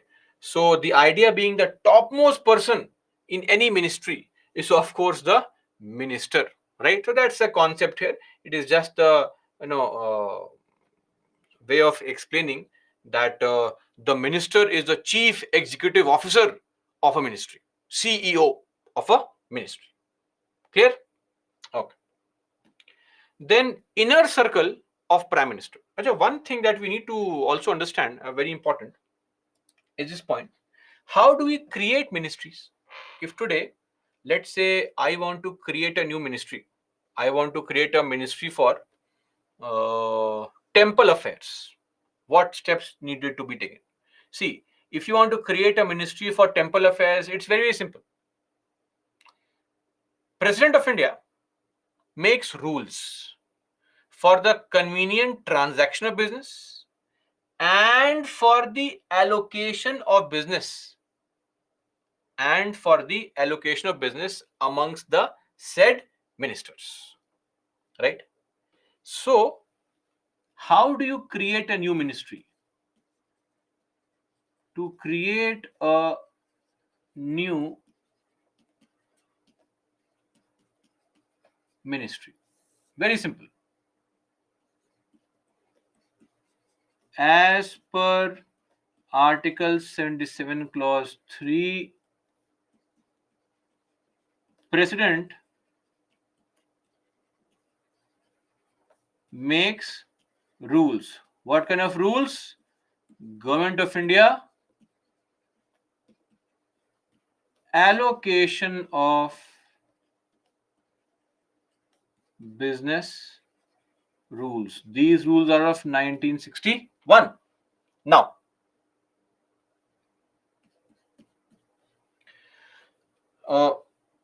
the idea being here that these rules are modified. You simply modify the rules via executive order and then create a new ministry by adding a new name. Simple. This rule book is there. You write a letter that now we'll have a new ministry called Ministry for Temple Affairs, and all temples will be under that ministry, and make that letter a part of the rule book. Simple. That's it. A ministry is created. No need to pass a law in the parliament or amend the constitution. Nothing of that sort is required. This is how easy it is to create a ministry. I hope this point is clear, right? So this is the task, or this is what is required to create a ministry in the country. Clear? Yes, the number of ministers, Dinesh, are limited, of course. So within that limit, you can create more ministries, not more than that. Okay. No, cabinet secretary will not come. Cabinet secretary is separate, right? He is a senior most IAS officer, right, in the country. So his roles and responsibilities are separate compared to other IAS officers who are a part of a ministry. Okay, that's it. Now, inner circle of prime minister. After all, what the hell is this inner circle of prime minister? See, look at your life also. When you become an IAS officer, IPS officer, say an IAS officer, municipal commissioner somewhere. Now, maybe your family, your friends can tell you, no, I had gone to your friend meets you after a few years, and he tells you that, I was passing through that road and I saw the drainage was overflowing. Why don't you do something for that? Right? So you can take cognizance of the matter. Oh, this is happening. People normally are influenced by people around them, their friends, their family members, etc. Same thing for ministers. Yes, a minister has all the secretarial expertise of the IAS officers, but sometimes, there are these advisors who are very close to a politician. They could be friends, they could be family members, they could be senior politicians, they could be senior bureaucrats, right? Sometimes godmen, right? Like Dhirendra Brahmachari was somebody who was known to be an advisor to Indira Gandhi, or even uh, Chandra Swami, right? Chandra Swami or Nemi Chand. So, if anybody here has seen this series called uh, Scam 1992, Harshad Mehta, right? That series directed by Hansal Mehta on Harshad Mehta. That Scam 99. Have you seen this series, Scam 1992? Anyone here? No idea. Oh, studious people. Studious people. Okay. Some of you have seen, others have no idea. They devote most of their time into studying only. Great, great. No problem. So those who have seen it in the Later half of the series, you'd find that Harshad Mehta keeps on interacting with a Babaji in Delhi, right? That Babaji was Chandra Swami. Allegations are that he was Chandra Swami. It was said that P.V. Narasimha Rao was deeply influenced or greatly influenced by uh, Nemichand. That's also possible. Some of you here may have some of these astrologers who you visit or your parents visit. Those people tell you fast on this day, eat on that day, wear this ring, that ring, do this kind of worship, etc., to clear the examination. Same kind of thing, right? And if you clear the examination, you'll always praise the Babaji. You'll forget that the exam was cleared because of your effort. But anyway, that's how life is. So, inner circle refers to those people, the politicians' informal circle of advisors.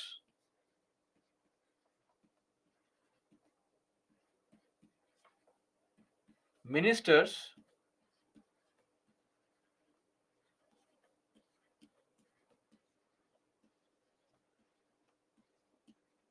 informal circle of advisors, right?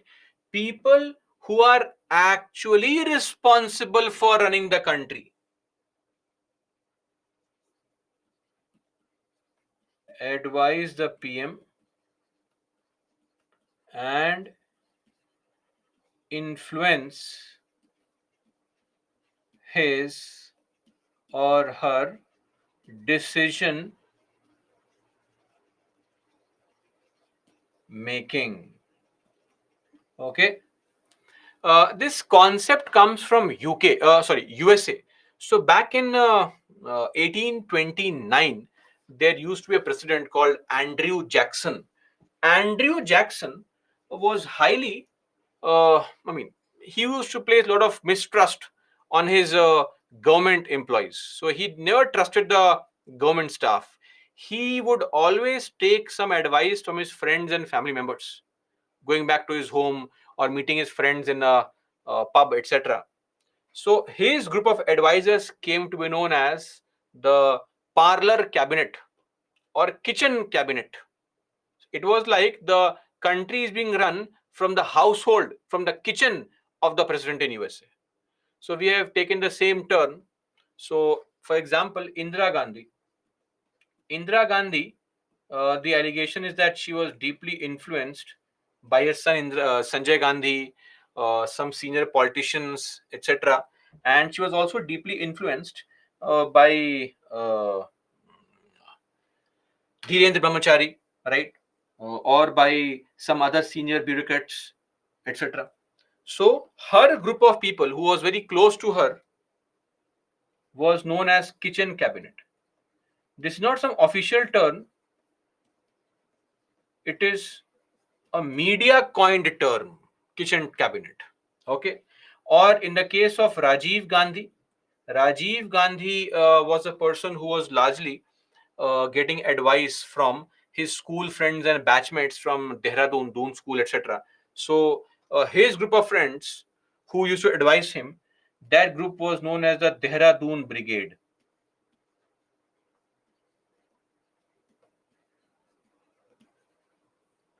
Or Lal Bahadur Shastri. Lal Bahadur Shastri was, since he had been a part of various unions and trade movements, he was advised by these trade leaders, the old people who were these trade leaders. And his group of people who used to advise him, that group came to be known as the Grand Council of India.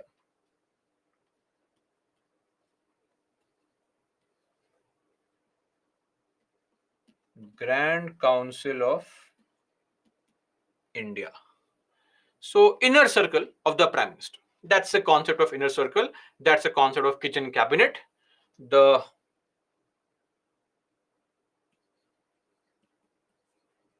concept of kitchen cabinet,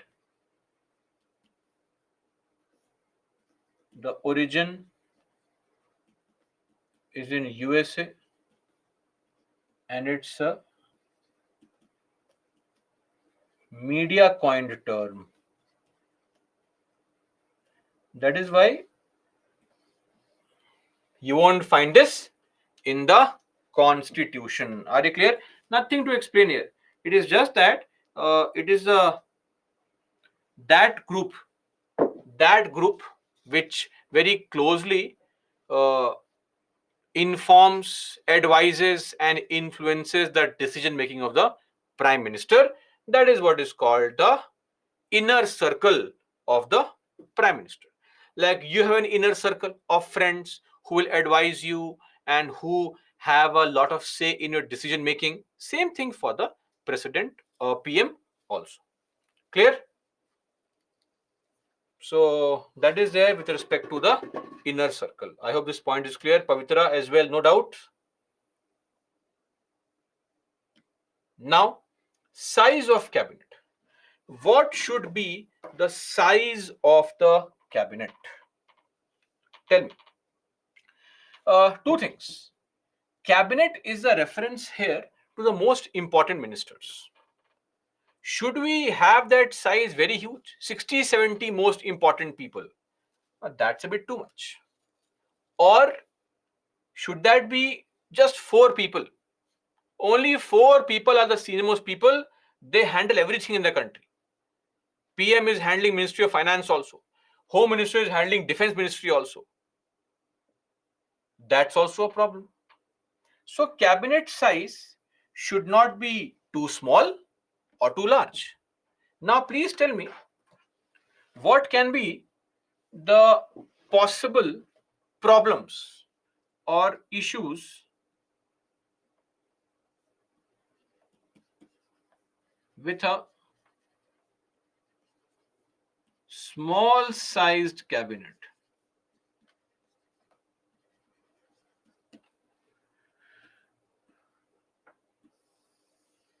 Tell me, what can be an issue with the small sized cabinet?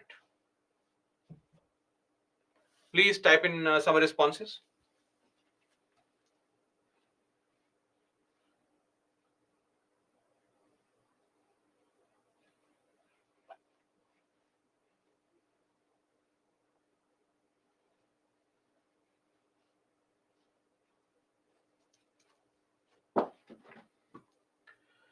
Uh, okay, conflict of interest, work burden, burden of work, work pressure, poor performance due to over responsibilities, concentration of power, work overload, lack of diverse opinions,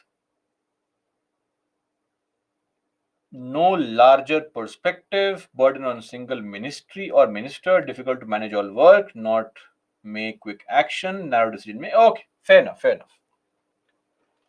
Uh, okay. See, what can be a possible problem? Problem number one is that if you have a very small sized cabinet, first issue would be concentration of power. Yes or no? In the hands of few people.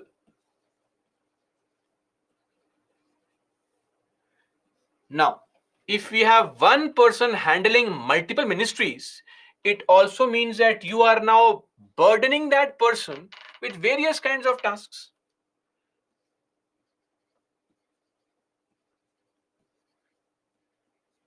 Overburdened. And because you're overburdened, there could be delay in policy making, lack of time. Apart from this, overburden meaning excessive workload. Excess workload. Then, one more thing, limited number of ministers. So the problem would be what? The problem would be there is no check on these people. Lack of checks on the cabinet. And also, 4 or 5 people, however broader your perspective may be in life, I mean, you will always have that limited viewpoint only. More people will bring in more views, right? So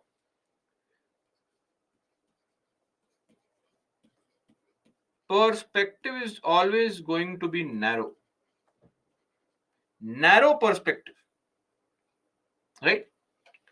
They will not have very wide perspective on various things. So these are some of the issues. And one more thing, lack of representation of various groups or interests in the country, right? That's also a case. See, when you make a ministry, you have to keep into mind or take into consideration various things. That is the entire country getting represented?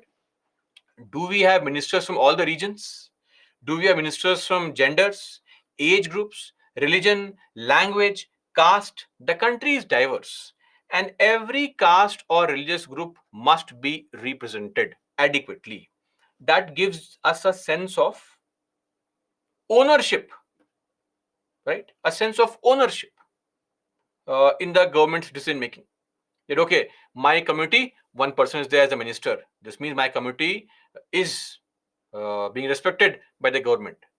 That's a sense of ownership in the government. So this is there. Now, if a small sized cabinet has these problems, what's the problem with a very large cabinet? Tell me.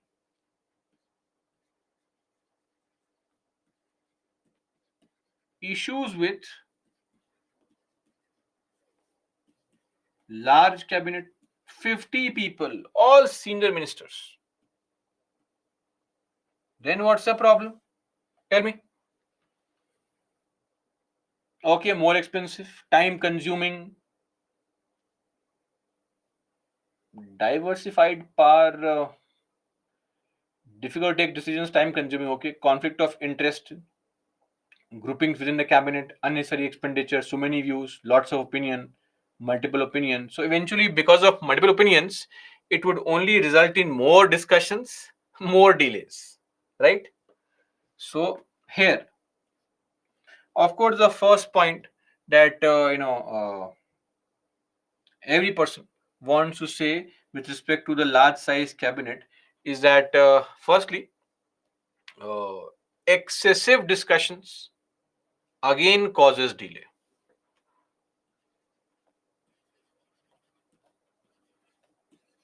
Excessive discussions here also, delay in decision making.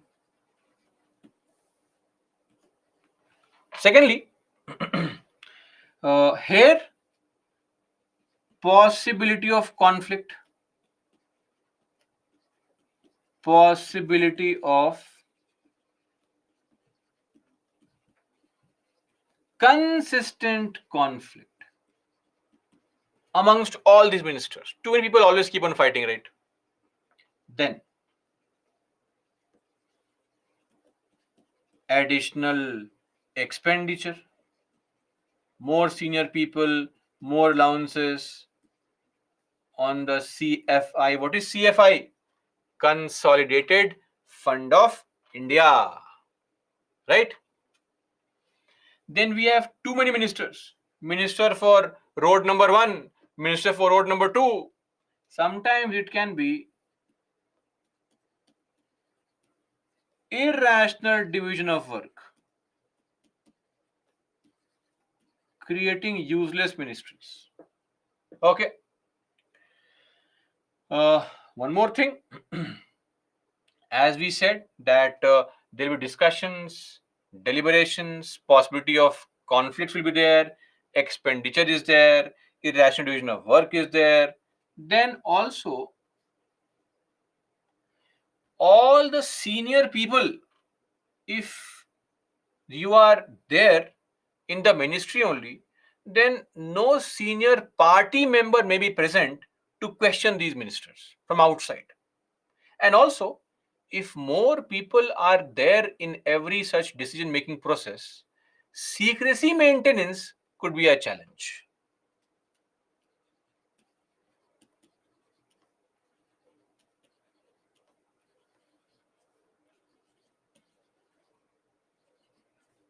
Maintaining secrecy will be an issue, right?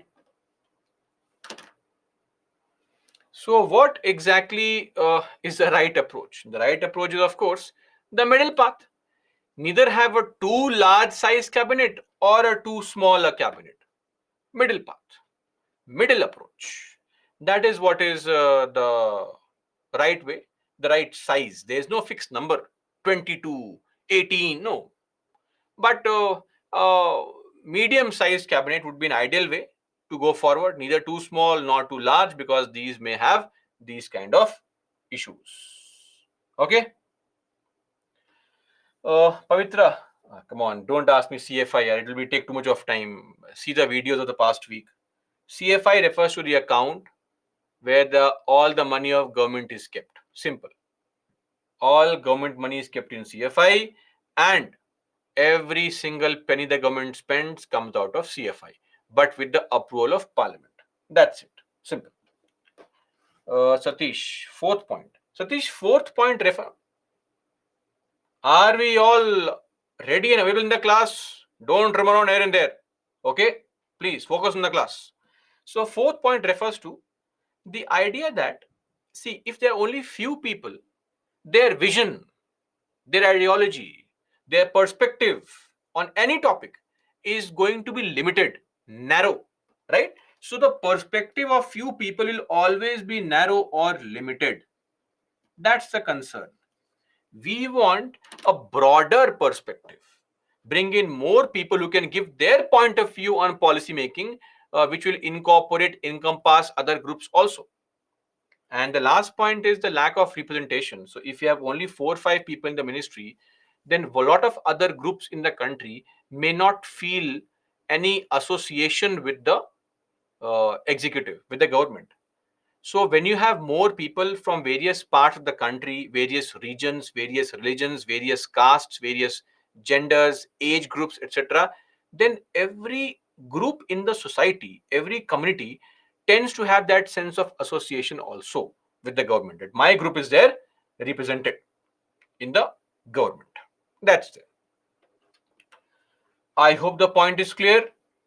All these issues.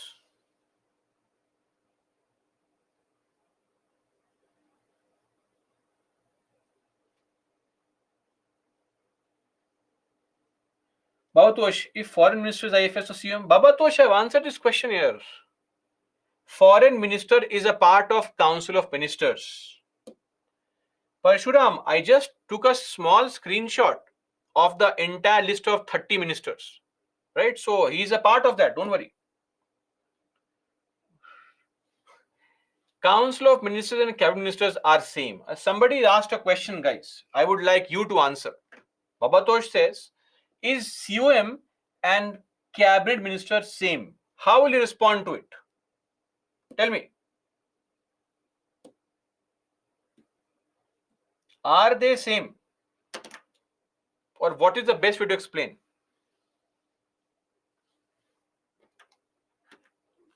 Cabinet ministers are a part of Council of Ministers.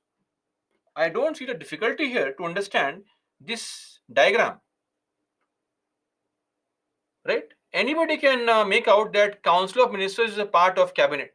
So this is the Cabinet, or this is the Council of Ministers, and this some ministers in the council are called Cabinet. Cabinet is a part of Council of Ministers. Simple. Anyway, so that's done. Now, finally, checks on the cabinet.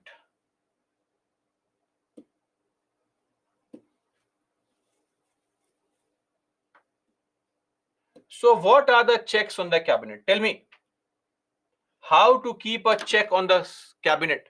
Do you remember the very first class we had discussed this topic called uh, separation of powers, where we discussed the LEJ, and the Ram Javaya Kapoor case, where Supreme Court had said that except the legislative and judicial functions, all governmental functions are executive functions. Making policies, initiating proposals, law and order, foreign policy, economic policy, social welfare, everything in this country is being done by the government only, the executive only, the council of ministers only. And in the council, these top people, the cabinet, then don't you think there should be some check on the cabinet? How to ensure a check on the cabinet? Tell me. How to place limitations on the cabinet? Who can place a limitation on the cabinet? Tell me. President, okay. Ragini says president, fair enough, fully understand that the president through veto powers of bills, etc., or the president through Article 74 reconsideration, Article 78 can keep a check. Fair enough. Constitution, okay. Constitution itself is a check. That's there. House of People, Parliament, somebody says Supreme Court, okay. Then, so we can simply write legislature. The Lok Sabha, Rajya Sabha, and the procedures in Lok Sabha, Rajya Sabha, and judiciary also. Fair enough. Judiciary. What else? Supreme Court, judiciary, all the same. Public, very good. People, the citizens, via the process of elections, right? Then, media, okay, fair enough. Media, both national media, though we saw recently that one news journalist asked a very simple question in a lighter vein, and the minister became so angry, she made a personal attack on the journalist. But anyway, okay, special institutions, that's also correct. National and of course international media. For our ruling party, maybe international is of more importance. But anyway, CAG, ECI, fair enough. So we can call them specialized institutions. Specialized institutions like CAG,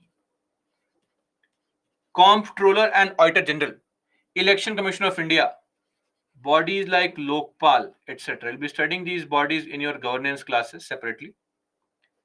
Then, okay, pressure groups, NGOs, fair enough.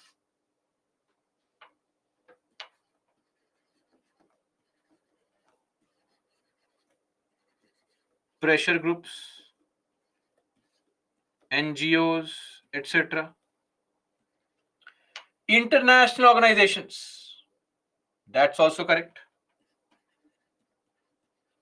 So we can simply write global rules.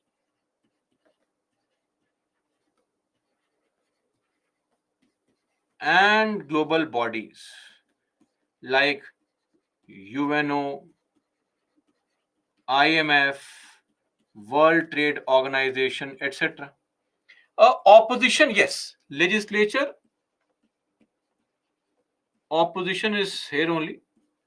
So all these are various tools that can be used, or various structures, organs, organizations, bodies, people, etc., that can keep a check, or who have the responsibility, who have the task to keep a check on the cabinet. Are we clear? Everybody? No issue, no concern? Great. So this is with respect to the Council of Ministers headed by the Prime Minister, right? Solve this question came last year in 2022. Please mark the answer for this question. I'll give you 45 seconds.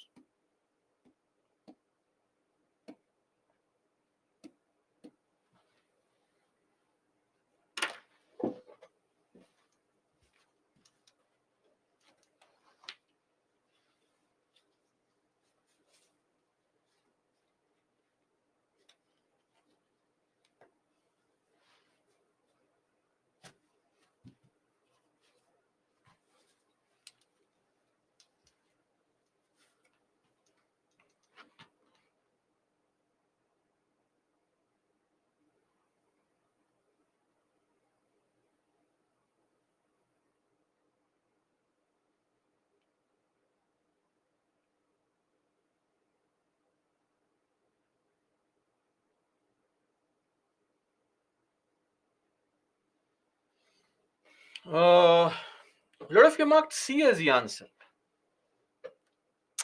See, the Constitution of India classifies ministers into four ranks. Yes or no? Please tell me. Does the Constitution classify these ministers into four or five ranks or three ranks? No, it does not. I just mentioned here the types of portfolios are not mentioned in the Constitution. Constitution only mentions one, Council of Ministers. Now, what is a category, etc.? All these are mentioned in the rules. The Government of India allocation of business rules.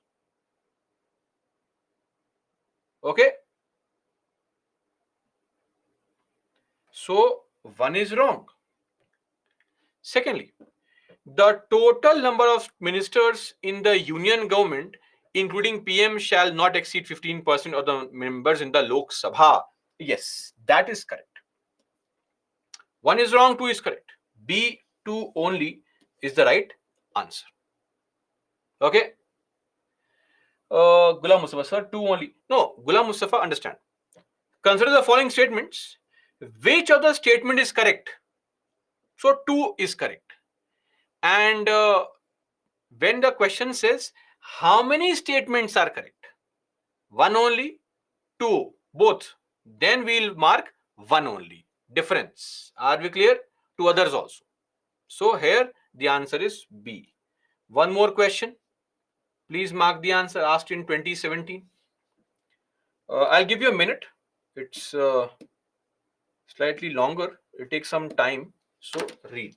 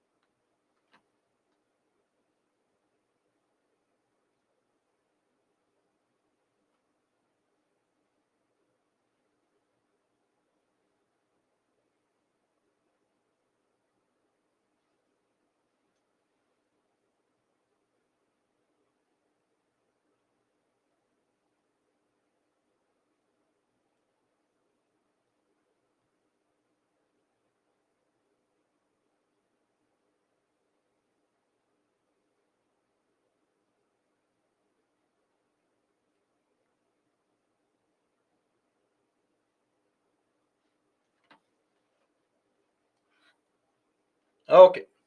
So a lot of you have marked this correct. Great. Out of the following statements, choose the one that brings out the principle underlying the cabinet form of government. An arrangement for minimizing the criticism against that's not the purpose of cabinet, of course. Not to minimize criticism, but to perform. A mechanism for speeding up the activities of the government whose responsibilities are increasing day by day. Not really. That's not the purpose.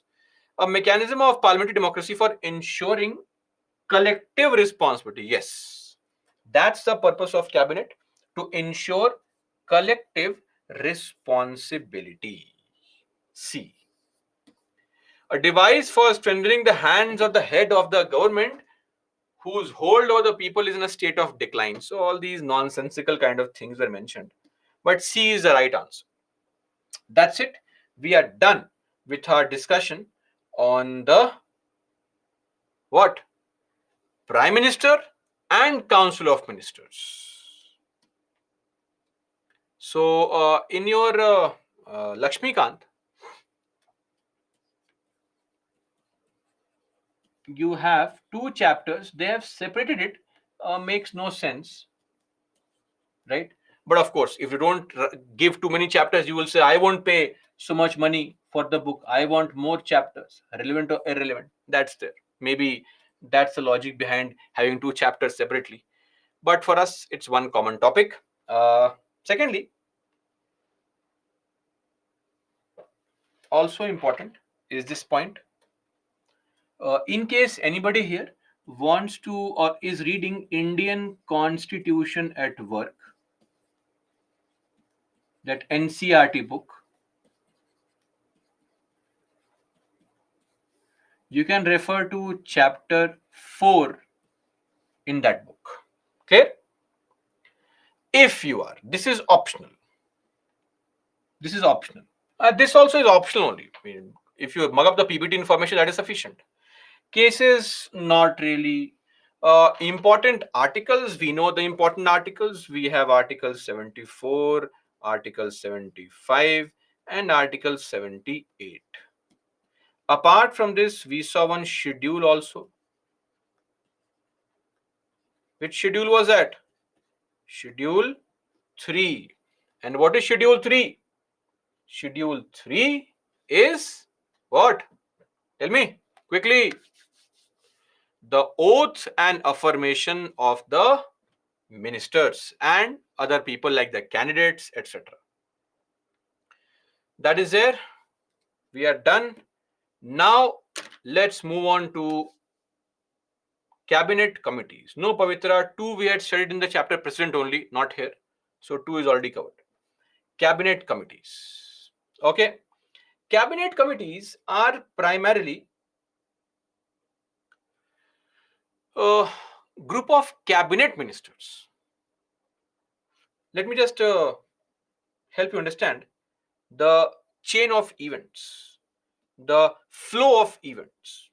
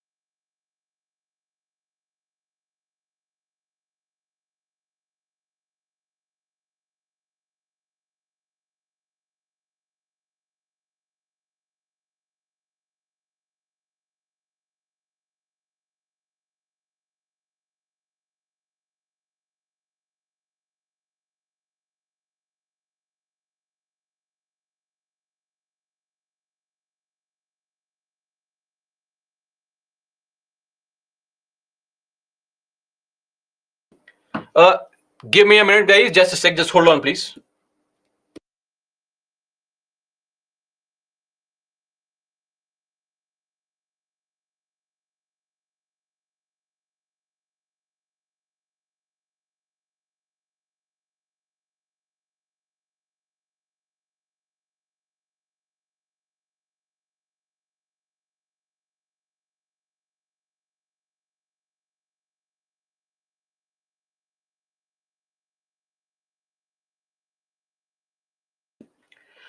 Okay, so yes. Now, the idea is we have people in the country. People. People like you and me, right? Busy in our lives, struggling, difficult to meet our ends, aspirations, goals, dreams, hopes, UPSC, other jobs, etc. We cannot govern the country. So we said, let's do one thing. Let's have elections and choose some people who will be able to make laws for us. We chose the people who are now sitting in the parliament, the legislature. Now, this group of people, the legislature, they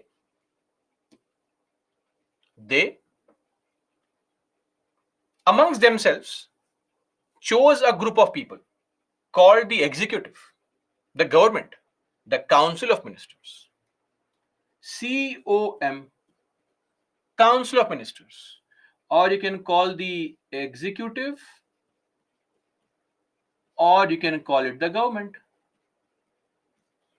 Now, within the government also, within the council also, we have top 20, 30 people who we normally refer to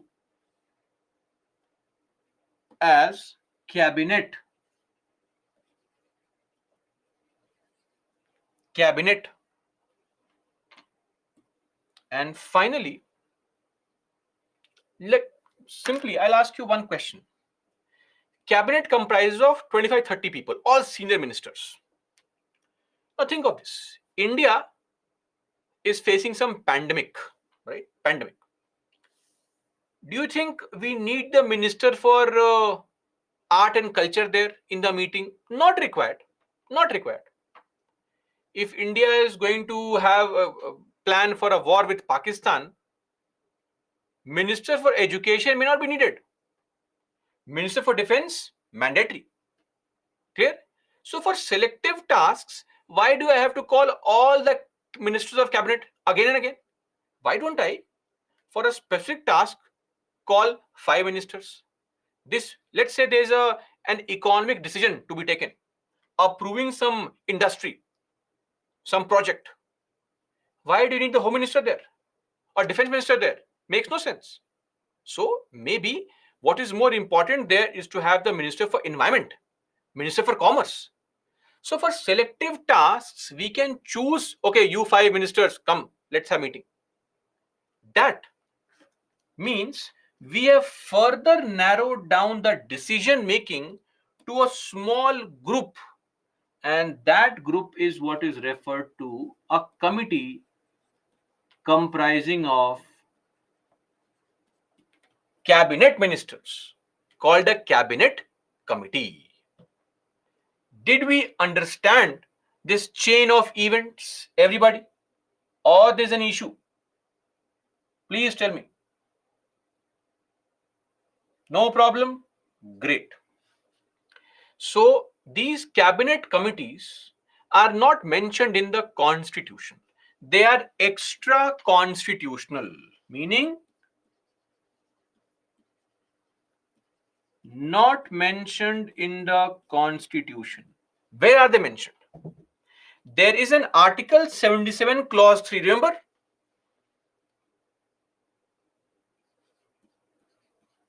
Article 77 Clause 3. The President will make rules for the convenient transaction of business. Government of India transaction of business rules. This is where these committees are mentioned. Look at a cabinet committee meeting going on. The big boss is here, other ministers are here, right? So this is a cabinet committee meeting. Selectively, some people sit. And these things are mentioned in the transaction of business rules. So just to clarify, ministries are mentioned in allocation of business rules. Committees are mentioned in transaction of business rules. Please speak with me wherever you are. Ministries are mentioned in allocation of business rules. Committees in transaction of business rules. Now, committees can be of two kinds. One can be a standing committee, a permanent committee. Permanent. These committees are created every year. Same name, same kind of task, etc. Because some things are uh, important for the country today also, will be important tomorrow also. But sometimes some committees are created only for a temporary purpose, ad hoc basis. Ad hoc means temporary. For example, if we have a COVID-19 situation right now, we create a committee to take care of the COVID crisis. That's it. Once the pandemic is over, the committee is not required. If we want to attack Pakistan, we form a committee on war. 5 ministers are called: PM, defense minister, home minister. 3 people are sitting there and discussing. That's it. Once the war is over, we have defeated Pakistan, committee's task is over. Disband the committee. So, for a temporary purpose. What is important for us to know is the standing committees. These permanent committees. There are 8 such committees. Okay. Now, how many committees? Number: 8, 5, 4, 2, 700. Nomenclature, their name, number of members, everything depends on the big boss, the prime minister. Okay, the PM decides. So in your books they will give you this information that the committees can have 3 to 8 members only. That is not correct. Actually, there are some committees which have less than 3 members and some committees which have more than 8 members. So how many members are there in any committee? That is a task best left for the what? Prime Minister. So, in short, just to summarize, what is a cabinet committee? Cabinet committees are organizational devices to reduce the workload of the government, of course. So, to define it, this CC, they are organizational devices to reduce workload of the cabinet. Of course, it is also very important as an element that they help in managing this very complex business of government. Plus, help in managing complex business of government. This is what is a cabinet committee, a definition of cabinet committee, right? And to further give an example here, let us say you want to start a factory. You need the approval of Ministry of Commerce. Fair enough. Commerce and Industry. You get their approval. You go to Ministry of Finance, that my funds will come from some foreign country, get their approval. Go to Home Ministry, it raises some concern. Again, you go to Finance Ministry, again get the approval. Then you go to Ministry for Environment, Forest and Climate Change, get their approval. There is some consent. You go back to Ministry of Commerce, again get their approval. Again go back to Ministry of Environment. See how you're running here and there. What if all these ministers sit together on one table and you give a project? Boss, this is a project. Please decide, discuss, argue, fight, and approve the project. Tell me what is to be done. So if I, as a Minister for Commerce, want my department to function well, more industries, somebody who is a Minister for Environment, their task is not industries. Their primary goal is to ensure that environment gets protected. If we work in silos separately, how will we arrive at a common point? But if we start working together, we meet regularly, interact, we approve projects together, then we can find the fine line, right? That point where industries also flourish, right? Environment also gets protected. The money comes legally, and also there is no other undue damage to the country's security.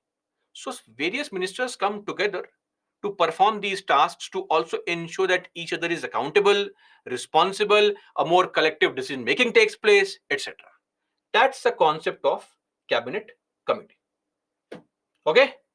Cabinet committee comprises of cabinet ministers only. Are we clear on this? Here, one more thing. Let's write here. Members are all cabinet ministers. Okay, other ministers are not members. Other ministers can be invited.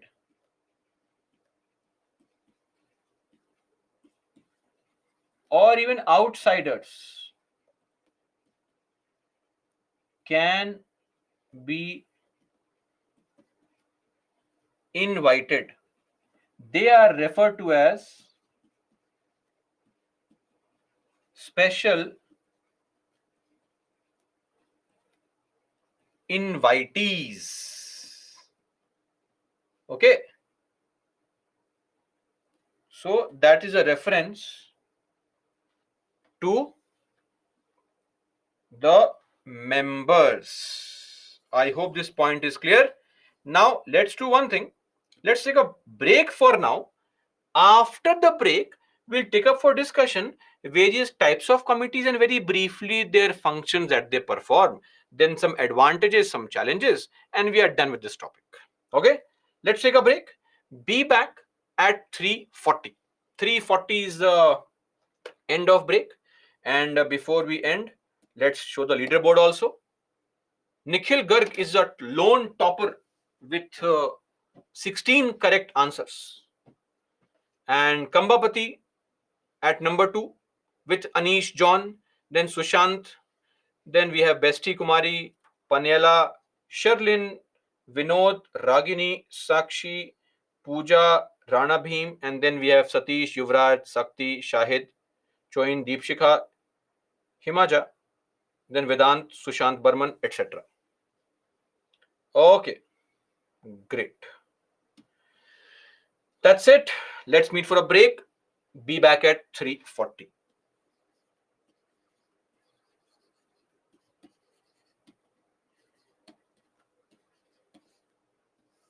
Break, please.